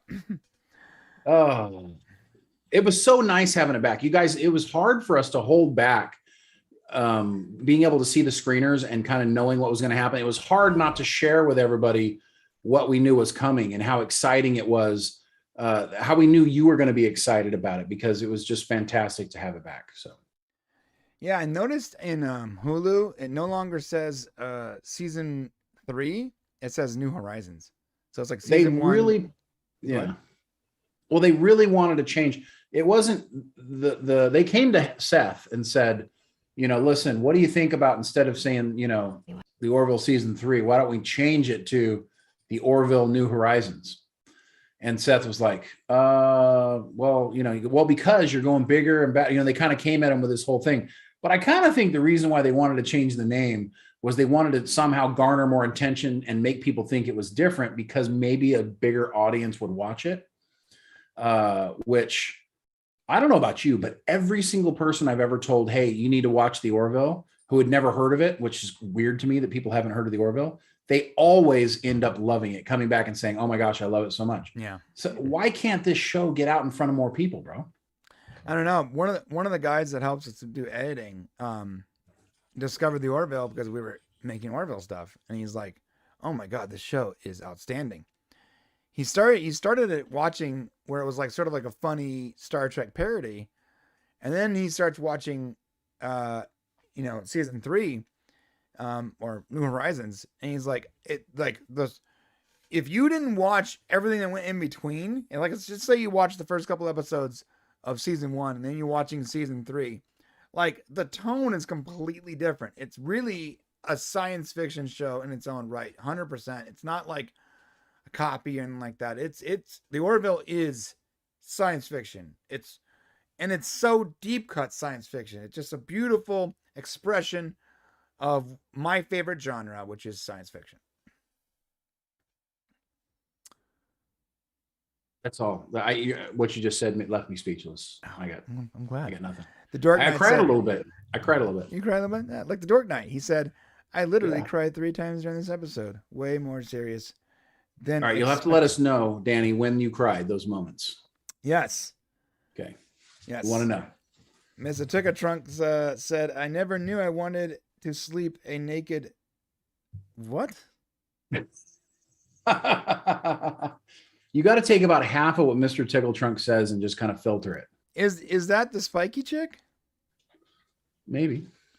I gotta be honest. We're not there yet. Let's review it so people know. We're gonna get there. Because there are countries, guys, there are countries out there that did not get to watch the Orville when it came out. One particular, I know for sure, Spain. It did not come out on Disney Plus like it was supposed to. A lot of people are counting on this review, Brian, right here to find out what happened during this episode. Oh my God. No pressure, man. Okay. Get it right. Here we go. All right. Rocking and rolling all day long. Here we go. And we start. And I'm going to start off the upvote train with an instant upvote for the greatest. I didn't expect this, but it's so classy to give us in memory of Norm Macdonald, who played the voice of Yaphet, and he's one of the greatest comedians of all time. And he passed away shortly after doing all of his voice lines for New Horizons. And I just think you open up your Mona Lisa of a season, and you open it up with these words, it just shows such a deep respect for Norm, and it also shows like Seth MacFarlane's character, and it's fantastic. And to be honest, Seth MacFarlane, he loved Norm. Norm Macdonald was, in his words, his favorite comedian, someone that he admired and respected. So, and it really shows. And I love Norm Macdonald's my favorite comedian. And when I saw this, instant upvote. Shane, what about you? Nice. You gonna downvote this or what? What are you gonna do? Well, I would have let's put it this way. I would have downvoted it had it not been here. Oh, that. See, I didn't expect. So you expected it to be here? I did. I fully expected to be there because it's the right thing to do. And I know the people over at the Orville, they always do the right thing. So are you giving this a downvote or not vote? It's not getting either. I fully expect it to be there. It should be there. It should be I'm there. not going to upvote. Gotcha. Yes. Okay, that's fair. All right, we open up with a. I gotta turn the freaking volume down. Jeez, just broke my ears. Yeah, cool. See, epic Kalon battle. I can't play the music because I'll copyright claim us. Listen, I got to tell you, if I dream like this, this would be a true nightmare. It's in full color in your face. Yeah. And you got to give it to Marcus because of course, this is a dream, right? Right. Marcus is doing like some superhero stuff in here. So you definitely know it's his dream. Right. Right. Yeah. BJ Tanner, man. Really coming into his own. This strong opening. Yeah. He breaks out this episode. Totally breaks out. Yeah. Yeah. And there's Isaac. We saw a little clip of this, right? By the way, that would scare me. Yeah, they released that actually. This was released a while back. Right. That clip. Yeah. I know they don't do it like linearly or whatever. Like it's not a linear process, but I wonder if they did this first. You know what I mean? Oh, whether or not they did it? Well, we know. I mean, we can say this now. We can't say it until episode 3. Yeah, we can say that they were already doing episode 3 when we went to visit the set over 2 years ago, 2.5 years ago. Yeah, 2 years ago, there were clips of episode 3 that we saw before COVID. Yeah. So this has been this whole season has been a long time coming. All right, of course, it's a dream, and he wakes up. Again, props to BJ Tanner. He is he's doing really good. A lot of child actors, I don't want to say child actors, but actors like younger actors have a hard time sort of transitioning from a secondary role, like as a child to a main character into their own character with their own, unique personality. And that is not a problem for BJ Tanner. Like this episode proves it. Like we want to see more. And I fully expect this dude to get some kind of field commission at some point. Like, I don't want to say like Wesley Crusher because no one wants to wish that upon anyone. Yeah. It won't be this season. It won't be this season where that happens. But if and hopefully the Orville continues on, then I could definitely see him joining the crew, going off to whatever the Union Academy is or whatever, and coming back. Absolutely. Here's the deal, boys. Not that guy. Not him. Yeah, so I fully expect that to happen too. Hopefully, not this season, but if it hopefully gets a 4th season, and then you're right. All right, so this set, are we gonna be upvoting and downvoting sets? I guess if we're gonna do it, it's gonna be in the first episode, right? Well, my first upvote is, if we're ready to do that, is I want to upvote essentially just everything that was redone. When we went to the set, and now we can actually talk about it. This is the first time we can actually talk about this. I want to give it an upvote too. I'm also giving that upvote because actually give it 2 upvotes. This one deserves 2. Guys, this set you're seeing right here, most of this is real. It is. We were there. Almost all of it was real. It's an actual location. We were on the ship. Like this ship is a real thing. They built this. This is not like green screen. It's incredible. Yeah, we walked around. We were like, oh my gosh, we felt like we were on a real vehicle. We went to the bridge. We saw the new bridge. It was amazing.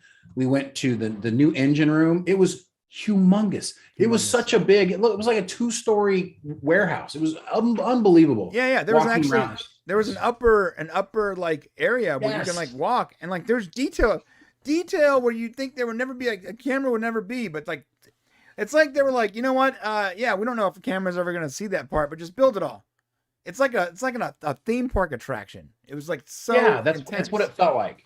It felt like walking through. If you've ever been on Star Tours, like at Disneyland, walking through Star Tours, very much, totally immersive being on this set.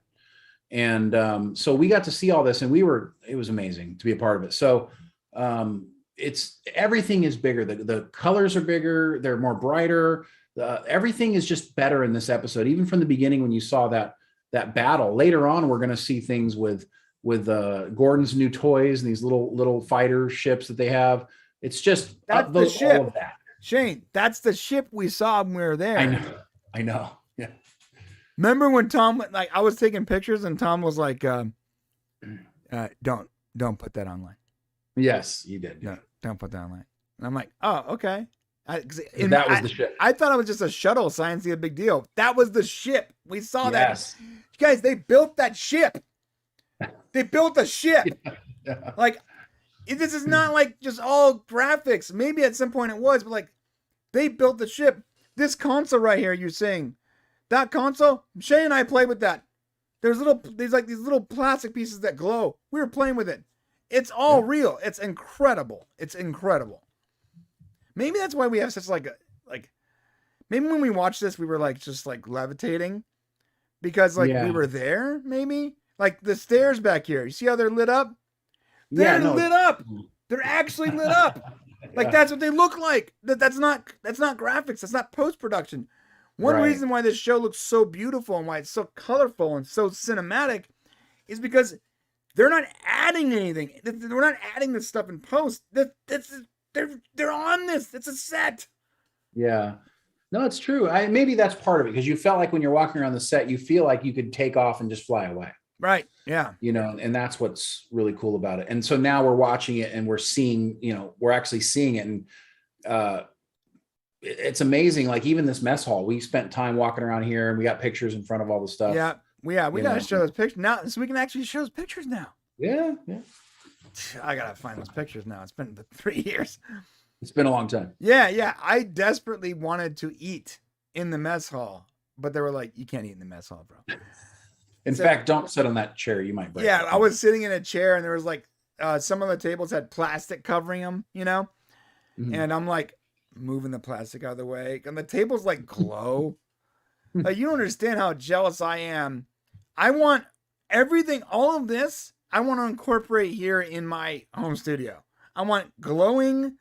And then, one day I'm going to show you. I have a glass desk.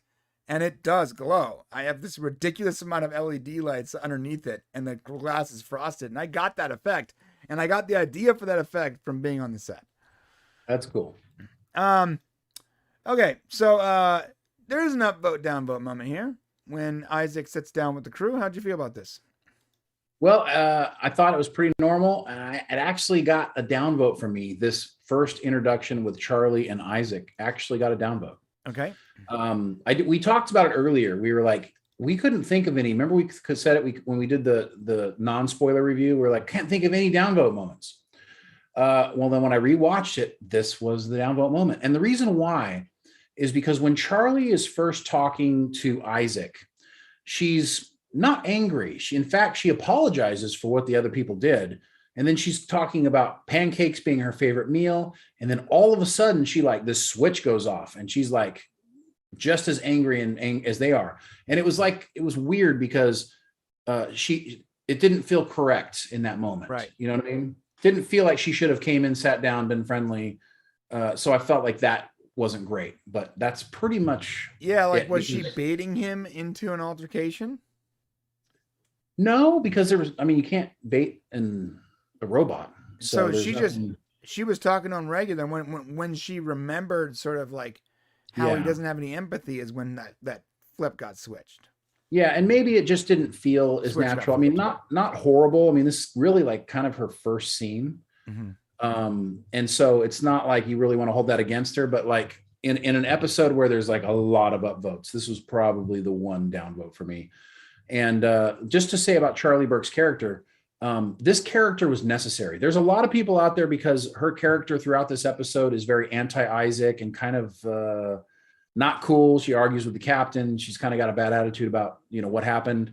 And so a lot of fans are kind of like, I don't like that character. Right. But here's the reality. We needed Charlie Burke to come into season 3. We needed an outsider to become part of the cast because all of the regular cast members were basically friends with Isaac. And we needed someone who was a part of the main cast to actually voice the dissent on what happened with Isaac in season 2. Because if you notice throughout the entirety of the rest of after episode 5 of season 2, we don't really address the Kaelon battle, the Kaelon attack, what Isaac stabbing everybody in the back. It's not really addressed other than Ed going to bat to bring him, to reinstate him. Right. So we never address it. And Brian, if you guys remember, Brian and I, the whole season 2, we're talking about, man, they got to address the Isaac thing. They got to address it. They can't just leave this off. Well, huge kudos to Seth and the whole crew. The very first thing they address is the Isaac thing in season 3, episode 1. And they brought in Charlie Burke to be that character that could be mad and angry at Isaac when the rest of the staff really didn't have that. They weren't angry from episode 6, 7, 8, 9, and 10 during season 2. So it would have been weird for them to all of a sudden be angry in episode 1 of season 3. So They had to have a new character. And that's probably why she's here. Yeah. Although Gordon did share his true feelings at some point in the episode. He did, but it would have for example, for him to be like the point character that like comes at Isaac and now is angry. Number one, it's not really Gordon's character. Right. So that would have been weird. And number 2, we didn't see that in the final half of season 2 at all, which would have felt really false going into the season. So maybe you don't like her because of what's happening now, but let me just tell you guys, she's playing a very specific purpose and something that overall the franchise needed, because without an explanation of the Isaac story, and we're going to be getting a lot more Kaelon going forward, but without an explanation of that story, it really would have felt insincere. I agree 100%. Okay. Yeah, and I also like the fact, and it's not like a downvote upvote moment, but I like the fact that they're still, like, the Kaelon are still a problem. Yes, and we see that a lot.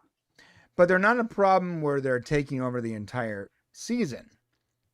They're just sort of an underlying problem that you have to that will have to be dealt with, or at least operate around during the season. Another. Which is what I like. I want episodic with some underlying stuff going on, which what we just talked about in SNW. And I realized that after having that conversation with you earlier, I don't think Star Trek can do it, but it's clear that the Orville can. Yeah, so. And it looks like they will. And this scene here, just to describe it to you guys a little bit, basically it's the ship that Charlie was on with her best friend here. That's her bestie. Basically gets blown up. They're supposed to evacuate ship, but only one can get out because the other one has to like manually close the doors so it can be launched. And the friend basically insists to stay behind, and that is why she's angry, which would make sense. It's a reasonable reason. And I would argue that's an extreme design flaw. Just to be I don't want to be like unnecessarily critical here, but like, I mean, it got jammed. It wasn't the way it works. Oh, okay. Yeah. So it was jammed up. Yes. Okay. Never mind. I retract that criticism. Because you know why we've seen that in science fiction though, in other series where it had nothing to do with the mechanism being jammed. It was like for some reason somebody has to hit the button from the outside. And every time you see that, you're like, why is that the case? Why do you have to hit the button? Don't do it that way. As much as I love Mass Effect, Mass Effect had that weird problem where like someone had to push the button from the outside. Why? That doesn't make any sense. Okay, so yeah, Charlie gets out. She joins the crew of the Orville. She tells that story to Isaac, and yeah, she got that serial killer stare. Look at that serial killer stare right there. Yeah, I call that the Taylor Swift stare. Okay. Yeah, that's when Taylor Swift doesn't know whether she wants to drink your blood or date you. She don't want to date Isaac here. I can guarantee you. Yeah. So it's the latter. All right. All right, yeah. Now he goes to engineering, and someone wrote murderer. No. So Yeah. I gotta be honest. This for me was almost a downvote. Really? I'll tell you why. Until they explained who it was. Right. It's such a juvenile way of like being mad at someone that if there was, Which is why it's perfect. What's that? Which is why it's perfect. Right, it works. But initially, I'm like adult crew members wouldn't do this. This is dumb. But then it was like, I see, it was Marcus. Oh, okay, Right. That's a Marcus thing to do, Yeah, but initially I was like, come on, guys. When I saw the trailer, I was like, that doesn't work. That's probably not going to work. But it does work because of who it is. Yes. And they take it seriously. Obviously, they should. The new introduction. Can I play this without getting copyright claimed? Let's try. Because I love this music. Oh.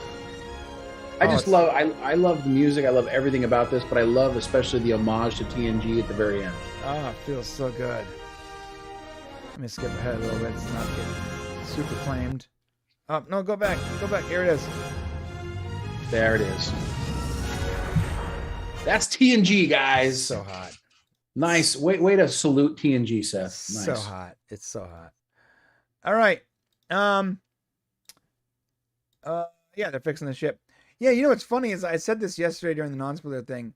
It's like halfway through the episode and you realize that the ship is still in dock. Like it hasn't even left like the space station yet. That they're the whole story that's taking place is taking place before the ship even leaves dock, which is awesome, right? Yeah, that is very cool.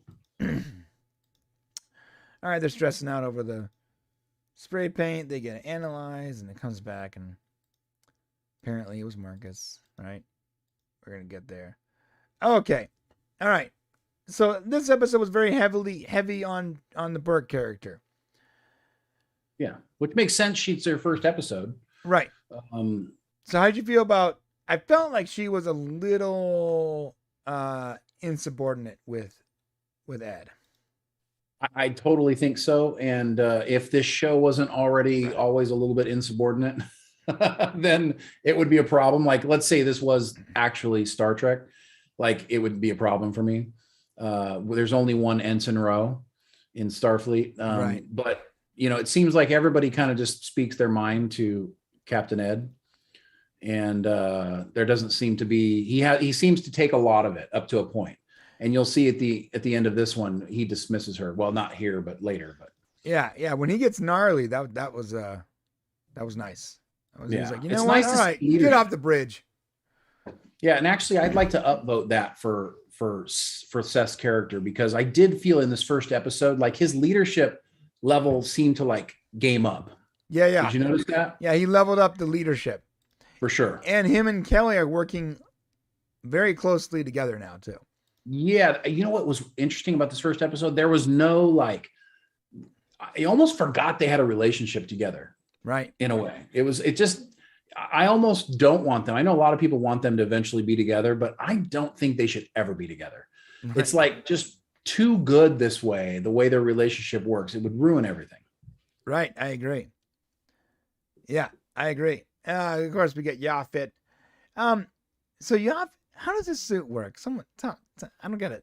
Is he like filling? He's filling in the whole suit.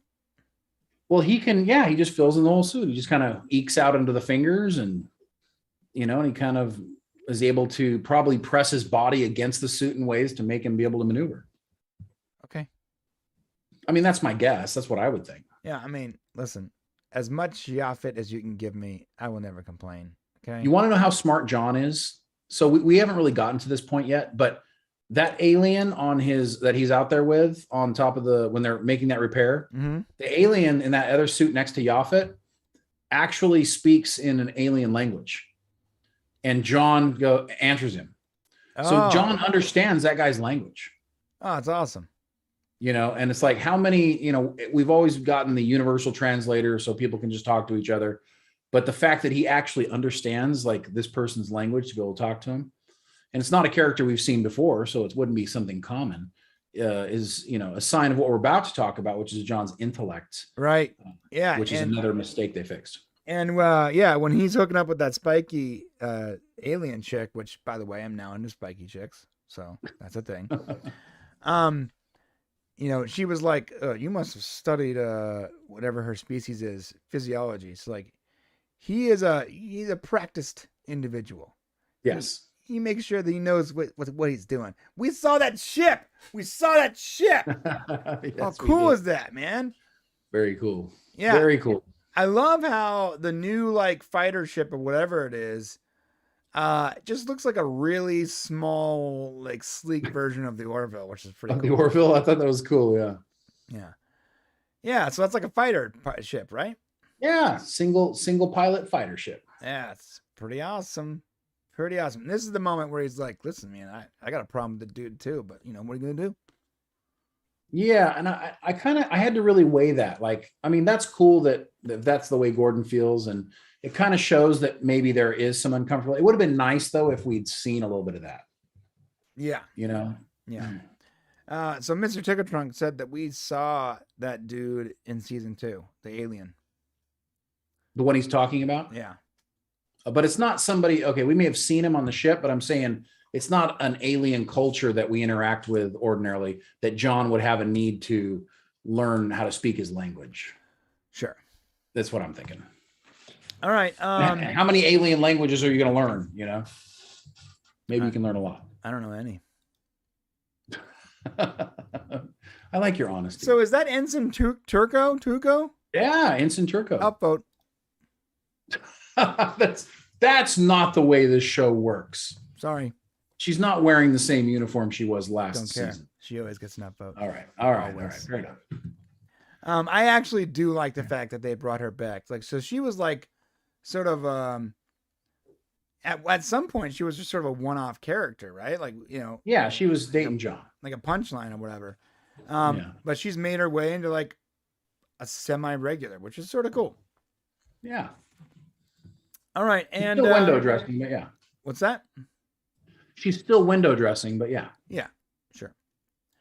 Okay, and this moment with Claire and Ty and Isaac. What'd you think?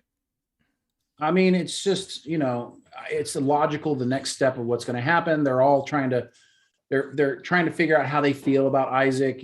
Ty obviously still has feelings for him. He's a young guy. It just makes a lot of sense. I thought there was kind of an abrupt little cut there. See that?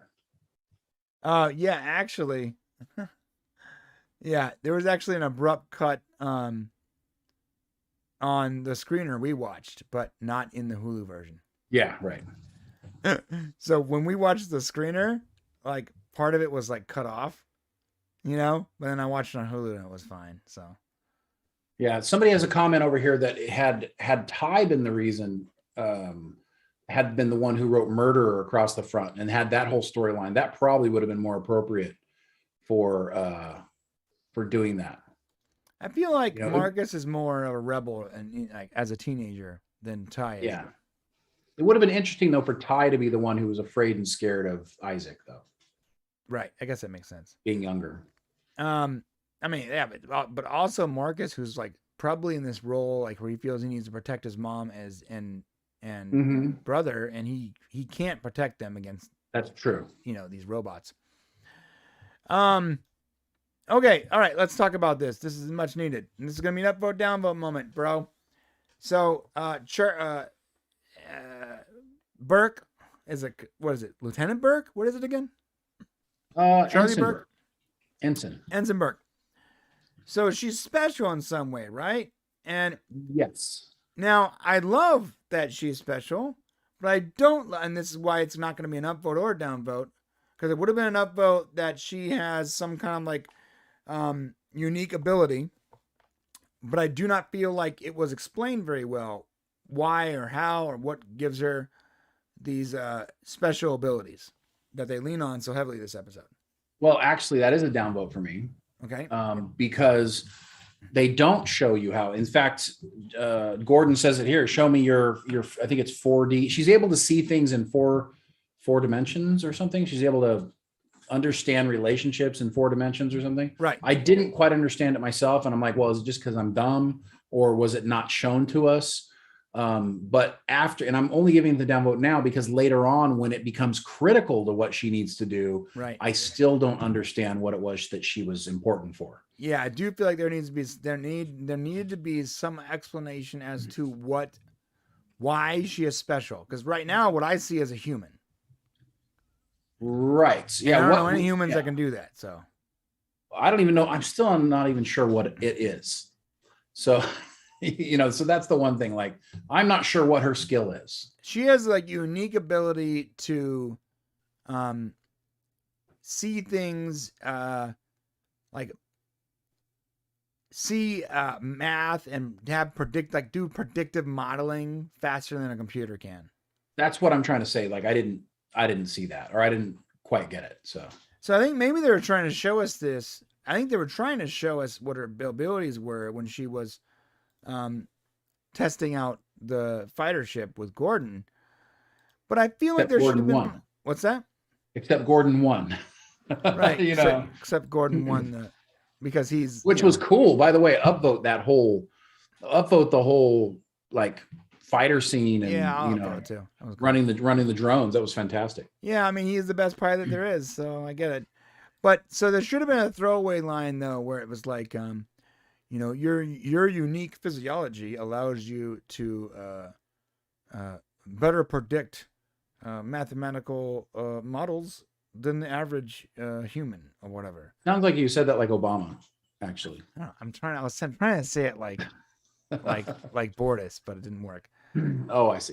Yeah, let me say it like Obama. Your unique physiology allows you to predict mathematical models in real time. I'll tell you what. Well said, Mr. President. No, but really, like, there's needed to be some kind of throwaway line, like, she was born in this colony, or she's part Crusazian, or I don't know, something that it needed to be something. Yeah, because like, for example, if you would have said she has a telegraphic memory, like, we all understand what that means, and you don't have to be special necessarily to have that. Some people are just born with it. And I think that's probably what's happened here. It's not because she is this or that or born this way or that way. It's probably just something some people have. It was just not well explained. Right. Gotcha. All right. Yeah. So Gordon wins. Bada bing, bada boom. Let's go. Let's move on. Okay. So they find out Marcus is the bad guy, and once again, killing it. Our boy killing it. He is brave too, man. Right there in front of the captain, in front of everybody. He's like, I'm going to say it like it is. He don't care whatsoever. This is bullshit. He used a bad word. Well, he's an older teenager. He's at that stage where, like, he thinks he's untouchable. I know a few of them. So they think they're untouchable until they're not. What did you think of this handheld game? Until they're not untouchable. You hear me? Until they're not. Okay, that sounded really weird. I'm sorry, what? Sorry, I blacked out for a minute. What was that? Yeah, the game was super cool, actually. I want to play with that. Like a little 3-dimensional handheld game, yeah. Yeah, and I also love his laptop in the back. Like, it's what I think displays would eventually look like, And I like the relationship between the brothers here because, Marcus is telling Ty, hey, look, can you go to the other room? That's really bothering me while I'm trying to study. And Ty looks at him. He's like, pfft, and he just keeps. That's exactly the way brothers would be. I do what I want. Yeah. I'm not listening to you. All right. So she brings Isaac in there to talk to Marcus. And Marcus is like, I hate you. Kill yourself. Which is. I wish you were dead. He didn't say that. Yeah. Or whatever. A lot of teenagers say that kind of stuff all the time. So. Yeah. This is actually a fairly appropriate response for an emotional teenager, and also an appropriate response for someone who takes everything literally, like Isaac. Yeah, and I got to tell you, I thought this was a really interesting moment because, obviously Claire thinks she's having this parent moment, and we all have it as parents, where it's like, you think you found this perfect way to get through to your child.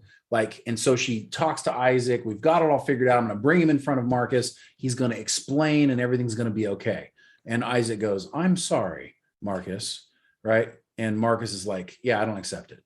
And it all falls through. And that is just such a family dynamic that happens all the time. So I thought that was really great.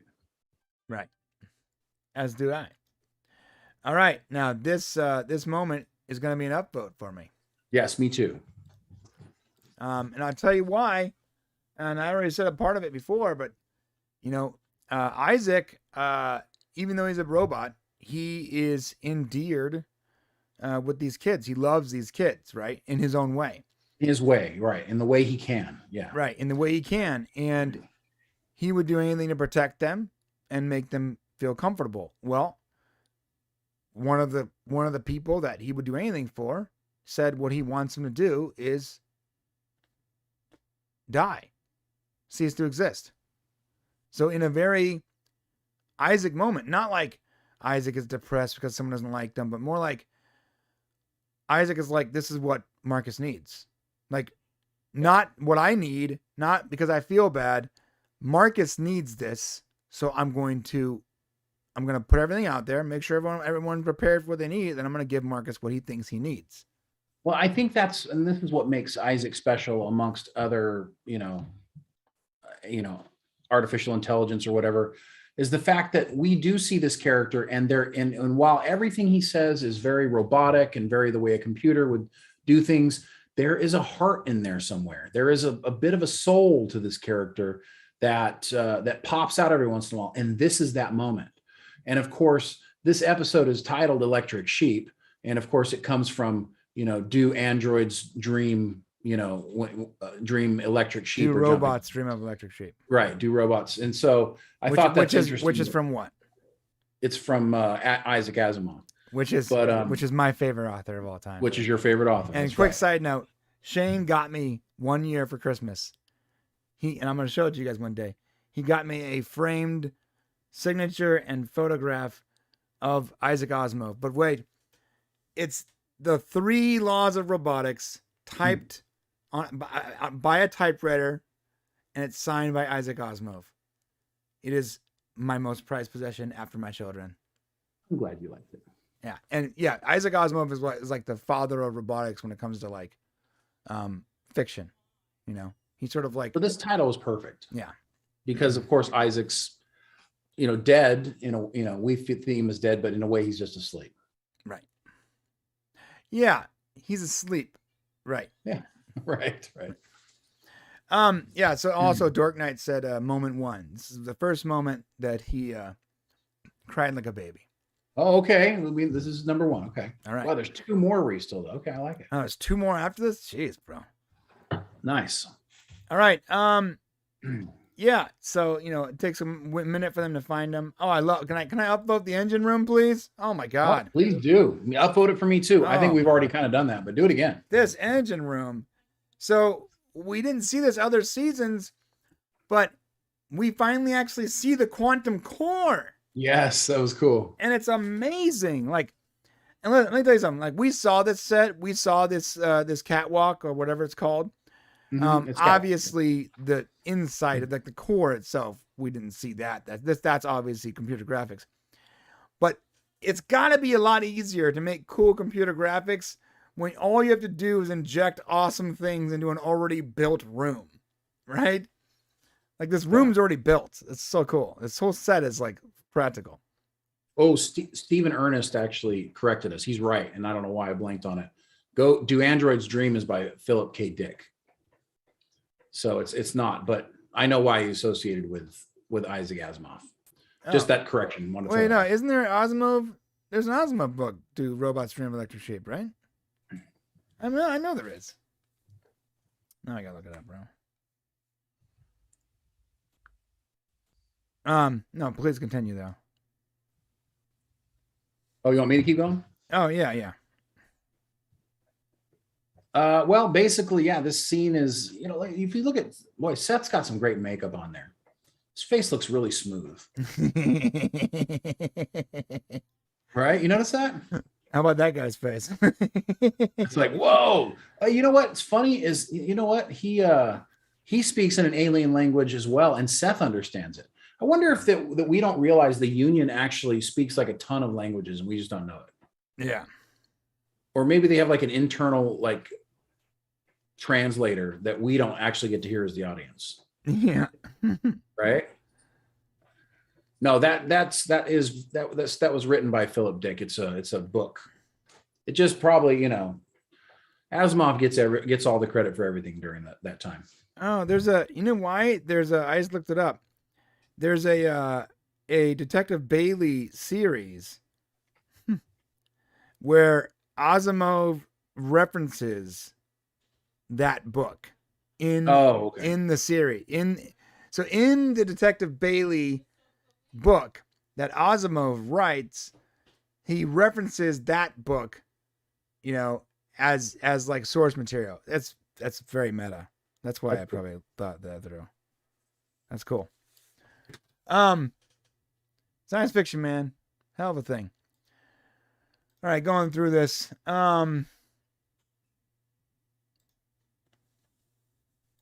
Yeah, so they figured out that Isaac basically committed, he self-deleted himself. He is no longer, he is past tense, and there's no bringing him back. Even with the help of Yaphet, which I love this. Yaphet goes in there and susses it out, and he comes out and he says, hey man. Yeah, it was very solemn, very, you actually did feel like Isaac was dead. Right. Yeah, this scene right here. I'm actually gonna unmute this to hear our boy. What happened? Can you help him? Claire, I'm sorry. I mean, he knew. All right, and he explains he knew what he was doing. He was very thorough. He wasn't planning on being rebooted or whatever. Right. So, wow, this is very good. I'm going to give it an upvote. I love this scene. I love the use of Yaphet. You too? Mm-hmm. I love the use of Yaphet. I love, there's no fart jokes going on. Like, this is a serious moment, right? Yes, and I'm grateful for that. Yes. And we already downvoted Burke's abilities not being explained properly. But yes. But it does cheapen that final moment too, which we'll get to. Right. All right. Yeah, so Marcus is feeling bad because Isaac is deleted himself. And good mom wanting to talk about it, Yep. Are you okay? Yeah, you okay, bud? A lot of talking. We're gonna get past this. It's all good. It's not upvote or downvote worthy. It's just good. Just good story. Yeah. Good exposition. This is all about Claire and wondering, now they're exploring her feelings about Isaac. Does she still love him? And of course, they're kind of saying, well, maybe you should, think about it a little bit. Right. I've hidden. This is nice. The ceremony's nice. The speech was good by Ed. Isaac he didn't have feelings. He had feelings, the ones that we gave to him or that we, Yeah, that was really good. That was really good. And of course, Marcus hears it. Right. Yep, and upsets him. And okay. Oh, now this scene where she goes to the no, it's not called holodeck. What's it called? Simulator? Yeah, the simulation. All right. She goes to the simulator. She finds Ty there. Ty is hanging out with a holographic version of Isaac. And, that's normal. She activates the restaurant scene. Yeah. Okay. Hypocrite, mom. No, yeah, she, for real, and it makes a lot of sense what she says. Like, it's hard to go through the grieving process if you try to pretend like they're not gone, which I could see that being a simulator, or I could see that being a problem in the future if they actually had that technology. Like people creating the ones that have passed away to have them with them. Yeah, we've had this conversation before, but if holodecks or simulators existed in real life, I wouldn't do anything.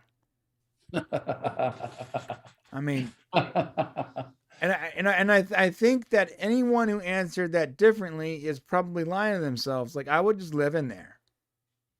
I mean, maybe it's literally what is it? It's just heaven. Then do whatever you want, have whatever you want, right? I'm sure you'd find that something was missing, something was empty. I wouldn't, anything missing. Other holographic things can only, fulfill your mental needs so far, I think. I don't know. I can generate Depring, so pretty sure all my. All right, never mind. Or Ensign Turco, whatever. Cool. Turco. Yeah, I mean, it's still a good scene. It's not worthy for me. It's not worthy enough for a downvote. I thought it was a good callback. It's a nice member berry. Right. Do you want to upvote, downvote this before I move on? I would give it an upvote. Yeah, because I do like the connection. She is exploring her feelings, and this is a moment where she felt like she loved Isaac. Okay. Yeah, I think it was good. I just don't think it was upvote or downvote worthy. It just is. It was good enough. And I do like Penny Johnson. That's her name, right? Penny Johnson Gerald. Yep. Yeah, Penny Johnson Gerald is a great actress. I've liked her since DS9. One of the few things about DS9 I liked. That's not true. There's plenty of DS9 I liked, but there's also stuff I didn't like, which whenever someone tries to force me into talking about the brilliant DS9, all I could think of is like Lieutenant Kira and like the wormhole aliens. And I'm like, I just right. Yes, there's lots of good stuff about it, but there's so many glaring problems too. Anyways, moving on past that. Okay, and we're just trying. We're skipping. We're gonna skip to. There we go. We're gonna skip to Spiky Alien Chick. Here we go. All right, this is when it gets fun again. First off, yes, I am officially into spikes. Please. Certainly. See, it's funny that you say that because I am not. Like the only thing I could think of is how painful that must have been. Yeah, literally the first thing I did was go on Amazon, look for Spike cosplay. That is so wrong. I'm glad. So wrong. I'm glad I could do You that. haven't even told your wife about it yet. I'm glad I could do that while you're drinking. They had a funny thing where she was like, "You okay?" He goes, "Yeah, I'm chafing a little bit." I thought that was interesting. Like, so he did hurt himself a little bit on her spikes. All right. So now they're talking about Isaac's self-deletion after she finds the fork that Isaac gave him as a gift because he didn't understand how gifts work, this is actually a really great moment. Yeah, I'm upvoting this, by the way. Okay. Yeah, this is a great moment. Upvote for me as well. The reason why this is so great is because they actually take another alien civilization, right? Mm-hmm. And they show us that everybody doesn't see things differently. Everybody doesn't see things the same way. Right. So in our culture, in our society, suicide is heavily looked down upon. Right. Suicide's bad. And so you see the Union people actually kind of looking at it that way. And now we get this alien civilization that basically says, well, hey, the way we look at it is we were never, we didn't get to choose whether or not we were going to be born. So therefore we are allowed to choose, if we don't want to stay alive. And that a very pragmatic way of looking at it, which John, really disagrees with. Right. And I thought that was a really nice way of talking about a problem we have today with the way we look at suicide and maybe giving a different view on it, which the Orville has always been very good at giving us this underlying lesson for each episode. And this was the one. Right.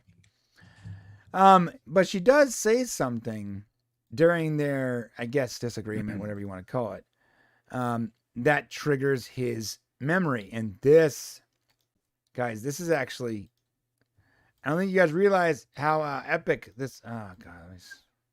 I need to upvote went too this far. My bad. Sorry. Dang it. Yeah, this is an upvote moment for me. And I'll tell you guys why, is because when John gets out of this bed right now, something happens that we have not seen. And this was one of the things that was missing from season 1 and 2 of the Orville. When John takes over as the chief engineer of the ship, it's because of his aptitude and his ability to, they find out he has this amazing aptitude and he's actually a genius. Right. And yet throughout really the first couple of seasons, we don't really see that. And the moments where we do see him kind of being geniusy, it's always wrapped into some sort of punchline or joke, or in a way that makes it so we don't really take Lamar very seriously. Right. And this was the first time here in season 3, episode 1, where we're like, this is why John has the job he does, because he just showed his genius level aptitude. And I thought this was the second problem that needed to be fixed from everything previous in Orville that we'd had. Only problems were Isaac not being dealt with and John really not showing us that he's the genius that he's supposed to be. And here they do fix both things in the very first episode. So definitely a upvote for me. Upvote away. I'm also going to upvote it for a slightly different reason, because this is not just random techno babble. He is using something called Morris stack computing. It's a theoretical way of handling data. And I only caught it because when I was in college, I was fascinated with this idea, with this theoretical principle of computing, and how you can avoid Moore's law with Morris stack computing. And they actually pull it off, and he actually says it. Ready? I'm going to play it, even though it might screw us. It's there. How'd you find it? Well, way back in the days of the early computers, the programmers would sometimes bury a code deep inside the system, something that only they knew about, in case they wanted to get back in later on. I thought maybe the K-line might have done something. So he explains it as simply as possible, but what he's talking about is stack computing, and it's such a deep cut thing, and it's something that I feel like the Orville needed, because for a lot of the reasons we like the Orville, there's plenty of things where you're like, well, that doesn't make any sense, like, you know, that doesn't really add up science wise, you know, or they don't really explain that properly, so it doesn't really, you know. A lot of Orville, especially in season 1, didn't really like vibe science. You know, it had science feelings and it borrowed stuff from Star Trek or other science fiction, but the science didn't vibe. But out the gate, like he starts off with proper science, and science that's deep cut, that most people aren't going to recognize as actual science, which is phenomenal. Right. Just phenomenal. Something similar. Bailey does a great job here. You know, he's really, I mean, his character's always been kind of funny and interesting, but I just think he had a really great episode here. Do you remember in episode 1 when they had in episode 1 of season 1, when they the Happy Arbor Day, when they glue the seed to like the device that makes it grow, whatever, and like it's clearly a glue gun that someone painted with chrome paint. Remember that? Yeah. That is what we've come from. We've come from the scene where they're wearing like pajamas and they're using like chrome painted glue guns that you can get from Michael's, to this. Right. Yeah, that's true. Like the screens that he's talking behind, like those that's not computer graphics. Those are actual giant panels with the graphics on there. Like we've seen this. We saw this in person. Like the budget and the production scale has been amped up 100-fold from what we saw in season 1. It's crazy. Yeah, no, it's phenomenal. Such a huge difference, and the show just keeps growing. It's why it's amazing. Yeah. All right, so he figures out there's definitely a way to bring Isaac back, save Isaac, whatever, but they would need Charlie's help. Uh-oh. You want to talk about this a little bit? What's that? You want to explain this a little bit? Yeah, I mean, basically her special ability that we don't quite really understand is necessary in order to help John revive Isaac. And essentially Charlie says, I'm good. No, he doesn't need to be revived. And Captain Ed actually gets to the point where he has to basically say, you're dismissed, because she just won't capitulate. And so it's no, and now they can't revive Isaac. And, and Ed has a really good point here that I think everybody kind of glosses over. And that is that if they do have problems with the Kalon, Isaac's the only one who really understands them. Right. And they can't, as things are right now, they can't outmatch the Kalon. And they're going to need his capabilities, his understanding, if they are going to face off against him. Yeah, the only reason they have not been completely ran over by the Kalon is because of their tenuous truce or allyship with the Krill, correct? Right. So yeah, so they don't have technology on their side. They just have sheer numbers. So they need a Kalon who's sympathetic to them, who can help them and help them understand them if they're ever going to win this, what appears to be a war. What's up? This was a great scene here that we just went through, Mm-hmm. because of course they run into a Kalon, and they have to hide, and they do. This is a really great, Trek thing that, they're using science, they're hiding, and they end up, in order to like make the Kalon think that they were destroyed, they actually load a bunch of weapons into a shuttle, and they send it out and they blow up the shuttle, and then the Kalon leave because they think the ship's been destroyed. Yeah, like chaff coming out of a fighter pilot. Yeah, I thought it was really, really great. They it was just a nice. I really love that in science fiction. Anytime they do things like this where there's, subterfuge and they're trying to solve a problem, it was just really nice. Yeah, I agree. Okay, so Marcus comes to. I'm gonna skip to that point. Yeah, Marcus comes to Charlie, and he's like, he feels guilty, and he explains who he is, and he basically asks Charlie to help, right? Right. And whatever it is, she feels compelled to, probably for Marcus's sake, because he feels responsible that Isaac took what he said in the heat of passion literally and self-deleted. So she goes to help. And we already talked about this, so we're not going to give it a downvote. But I still don't know what she's doing. So it's cool looking, though. Looks rad. It looks cool, yeah. Like there's something going on here that's critical. And I guess this must be her ability, or is it just showing how they're getting into his circuits? Is that what it is? I don't know. I have no idea. Well, it looks cool. It looks really cool. And it works. And we get our boy back, which we needed. We need Isaac. Isaac is an essential part of this crew. Very true. Yeah, he's grown past just like the punchline. He's like a data figure for me, where it's like sort of necessary. Yeah, and they show that moment. I'm sorry. What was that? Sorry. So they show that moment. Like what you just said is really important, because before they bring him back, there's this moment on the bridge where Ed's telling people to do things, and then they look over, or someone looks over. It was a Gordon or Ed, or Ed looks over, and Isaac's chair's empty. Right. And there's this moment of, oh wow, we're missing an important piece to this crew. Yeah. So she's doing her thing. She's doing her superpower. I'm just gonna back it up one more time. You can see it. So it says phase matching the autonomic and cognitive neural interfaces. Okay. Can I lock it in? This is like catching Really fast on there. Maybe that's part of it. Yeah, it's like catching a swarm of bees with a net. Yeah. So I guess she's just like predicting like mathematics. I don't know.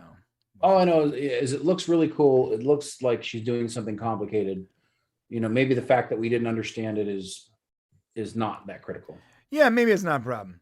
I would have liked some kind of explanation other than like she has a superhero human brain. Maybe that's what like autism is in the future. You know what I mean? Like they've worked out a lot of like the social short circuiting when it comes to that, but like this is like the way their brain works. Maybe, yeah. This could be it. This is a really cool shot, by the way, where she says, I didn't do it for you, and she's sort of like framed by the engine. It's a really cool shot. Yeah, and I think that moment right there is important, because this is not over between her and Isaac. She didn't solve it. Now, kumbaya, everybody's great. This is going to carry on through future episodes, right? Which is probably a little more of what you want to see that carry through. And it's not just going to be over in this episode. And obviously she did it for Marcus and not for Isaac. Right. Uh-oh. Can you hear me okay? Yeah. Yeah, can you guys hear me okay? Because there was a weird disconnection for a second. You seem good over here. Oh, okay. All right, that was weird. I'm just gonna check this 103. Yeah. So there's gonna be some ongoing stuff going on with this. Yeah. You know, we don't know exactly how it's gonna play out, but Isaac will have to redeem himself in order for this to work. Something's going to have to happen where the Kalon come across, and it actually already happened in this. Well, maybe it did it not? No. I mean, I got to be careful what I say here. no, you can't. Just don't stop. Did I just get okay? I think I might have got something mixed up with something else. Never mind. Luckily, you got something mixed up. Yeah. That doesn't act. So we're okay, but Yeah. Keep going. Carry on. Forget I said anything. Yeah. It's nothing. That's what that disconnect was. It was Disney like. In the future, we will talk about it. Yes, we will be talking about it. All right. So that's about it. You know, Claire talks to Isaac. You know, if you ever want to self-delete yourself again, come talk to me. You know, and I don't think he was like feeling depressed. It wasn't depression that It wasn't. No, he has no feelings. it was. He, in his own weird way, he cares for the well-being of Marcus and Ty, and what they need. What he passionately expressed that he needed was for him to kill himself, basically, and so he did. And, Well, his explanation of it, to be fair, is that it makes the crew more efficient for him to be gone. right. And that was his reasoning for doing it. I would like to give Mark, I would like to give him an upvote here just for the official upvote for BJ Tanner as Marcus. This last scene is very emotional, poignant. It shows that there can be a change about the way people feel about Isaac. Marcus is struggling to see the look on his face here. And I just thought the acting was just, you know, this is BJ Turner becoming a man, a young man. Tanner. And it was just, you know, the exclamation point was put on the show right here in these looks that he's giving and kind of how he's performing. And I thought that deserved an upvote. And then my final upvote would be for the whole episode, which for the Orville being back after 3 years, just give me one more upvote for everything. Okay, and I'm gonna give it an upvote for this moment right here. Right there. For co-producer Tom Constantino. Tom That's Constantino. very worthy of an upvote. Okay, so final upvotes, final score is, and this was not manufactured. I want to be real clear. There were some downvotes here, but this is a perfect score. Is that the perfect score? Ultimately, Is that the perfect score. I mean, I don't know what's ahead of 10. We don't have an arbitrary number because we don't have a set number of ups and downs. Okay, that's true. Okay, so whatever it is, this is the highest score we've ever given since we've invented the system. If you are a gymnast, this is a perfect score. Right, and the official Popcast score for season 3, episode 1 of The Orville is It's a 10, baby. It's a 10. 10, 1, 0. Solid 10, and that included a couple of votes. Down votes, which is impressive. That's impressive. So well done. Can they continue this trend? Oh, spoiler. Yes, they can. Well, we know for at least one more episode they can. True. That's true. You know, we'll have to see for the other. Let me just say this. I can say this. The other episode we saw was better than this one. Yeah, it was. It was actually like a lot better. Yeah, which is sort of like stunning. You're like, how? Like it is. I don't know what to tell you. It's better. All right, guys. This rating system goes up to 11. I don't know where it goes up to. We don't. We're stretching the limits on this thing. Yeah, I guess this is the best one so far. See, I don't want to cap it at 10 moments, Shane, because then it will have a cap.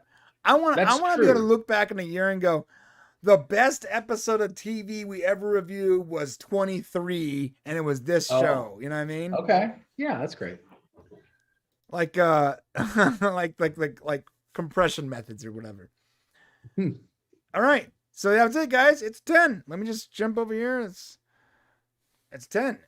Because we never expected there to be 2 digits, I did not fix this graphically, and so it doesn't fit. Nice. We didn't show right. But yeah, that's that's Here's the deal, boys. awesome. That's what it is. It's awesome. I'm very happy with that. It's awesome. Let us know what you guys think in the comment section below. Hit the subscribe button on your way to the comment section and hit the like button on your way down there. Let us know what you guys thought of the very first episode of The Orville. And don't forget, we'll be back every Thursday for more. Moving on. What does the members say? Yeah. Or the people watching? Run it down. Run it down. Anything in the member section? There's a lot. Oh, member section. Member section. Oh, it's just Dork Night. We're like, why am I alone in here? Dork Night was like, I'm all alone. I'm leaving. Nice. Oh, this is actually breaking news here. The new Beavis and Butthead trailer just came out. I can't wait to see that. Let's see here. Dork Night thing. You're welcome. Look at Mr. Togo at Dork Night. Thank you. Let's You guys are sweet to each other. There's some stuff here. Can I just go through this real quick? Go through it. Okay. John Burns says iRobot is by Asimov, has the 3 laws of robotics. Yes, I'm aware. I actually have the 3 laws of robotics typed on a typewriter, signed by Isaac Asimov, my greatest possession. Also, Mr. Trick-or-Trunk says, damn, also understand him. I don't know what that means, but I'm with you, bro. Jeremy Snyder, didn't they call something a Dyson shield, Dyson sphere in engineering around the reactor? Yeah. I think that was a play on the whole Dyson sphere. Like, technically, that wouldn't be a Dyson sphere. Like, Dyson sphere is when you create an actual like super mega structure around like a star or a sun or whatever, and harness all that energy. But that's really still a really cool idea.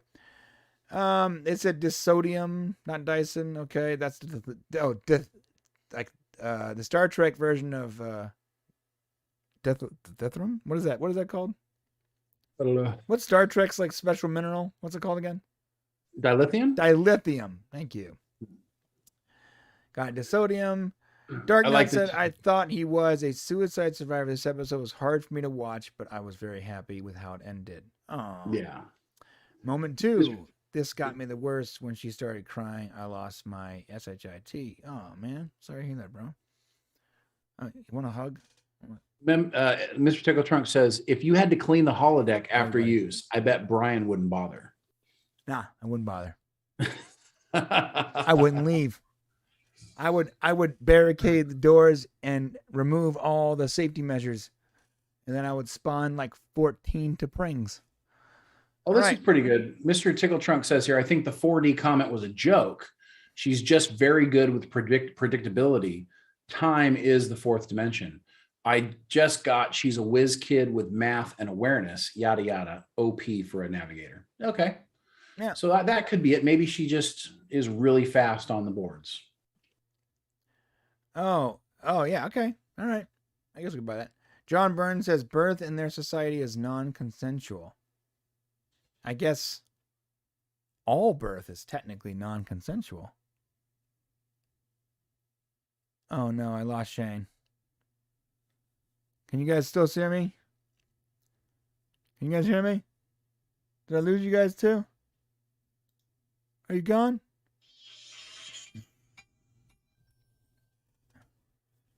Yeah, am I offline? No, I don't know. Well, it says I'm still online, so I gotta assume I'm still online. I guess we just lost Shane. All right, yeah, we lost Shane. Yeah, okay. So you guys hear me, right? All right, we just lost Shane. I'm gonna switch over to my thing here. Yes, Shane. We've lost you, my friend. Hopefully he's okay. All right, what else we got here? New Beavis and Butthead trailer. Yeah. Oh, that's wait. He just left to go watch Beavis and Butthead. That's what happened. And you left all. Yeah, John Burns. I leave all my comments in chat. Yada yada. Okay, good stuff, guys. Okay, so we are going to be moving to the members section fairly quickly here. Let me just make sure that Shane is aware that he is currently talking to himself. And maybe he comes back, maybe not. Well, we'll see. All right. This is what we're doing. We are going to be heading to the members section. I already see a couple people coming in there. So here's the dealio. Here's the deal. We are going to be talking about Anson Mount defending Moses Ingram, Star Wars bad guy, or lady. George R. Martin, basically talking trash on the Rings of Power. He says, like, kind of a weird deal. And the Flash, Warner Brothers, is trying to replace Ezra Miller, which is very interesting. We are also going to be talking about, I'm going to be sharing a brand new video we got coming up this Saturday, assuming everything gets done, that is hopefully a game changer in when it comes to your thought and the way you look at current Star Trek. We think that we have figured out some stuff, and we want to share it with you. So I will give you guys the rundown of that in the members section. So how do you get to the members section? It's really simple. Hopefully it works that when I end this stream here, it just forwards you to that section.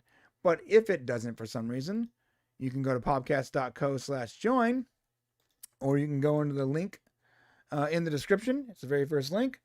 Or I will also put it in, I'll put it in the live stream real quick. Or you can go that link in chat. So we are going to the members section. Hopefully Shane, there he is. There's Shane. Shane's going to be joining us. So again, we were going to be talking about some really cool stuff. We're going to give you a little sneak peek on Saturday. Also talking about Anson Mount defending Moses Ingram, George R. Martin and the Rings of Power, and the changes happening at Flash and Warner Brothers. So all good stuff. Please come on over to the members section. The water is very warm because Shane peed in it, but that's all good. You're going to enjoy it. I'll see you in the members section. I don't know how to end this. How do I segue out of this without Shane here? What do I do? I want to say. Oh, there he is. Shane's back. Shane, help me segue out. Say goodbye to everybody. Okay. So listen, you guys know what happened, right? Yeah, you went to go watch Beavis and Butthead trailer. No. Disney screwed me because I was going to say that thing I was not supposed to say. They cut me off here at my house, like the power, everything. They're like, no, you're not saying nothing, buddy. I'm back. I made it back. Sorry. Okay. Guys. So we're going to the members section, bro. You want to wrap it up here? Yeah, just thank you guys all for coming. Once again, if you get a chance to try it out, click on the link below. Check out Factor Foods. They're our sponsor. Support the channel. We appreciate it. Also, come over and be a member. As Brian's, I'm sure, already sent the information. We got 3 more great stories to talk about. And if not, we'll see you guys next week. We appreciate you. Thanks for coming. Yep. Yeah, hopefully this works. Hopefully when I end the stream here. Yes. If I fix this, when I end the stream, it should forward everyone to the members link. Let's find out. Really? Yep.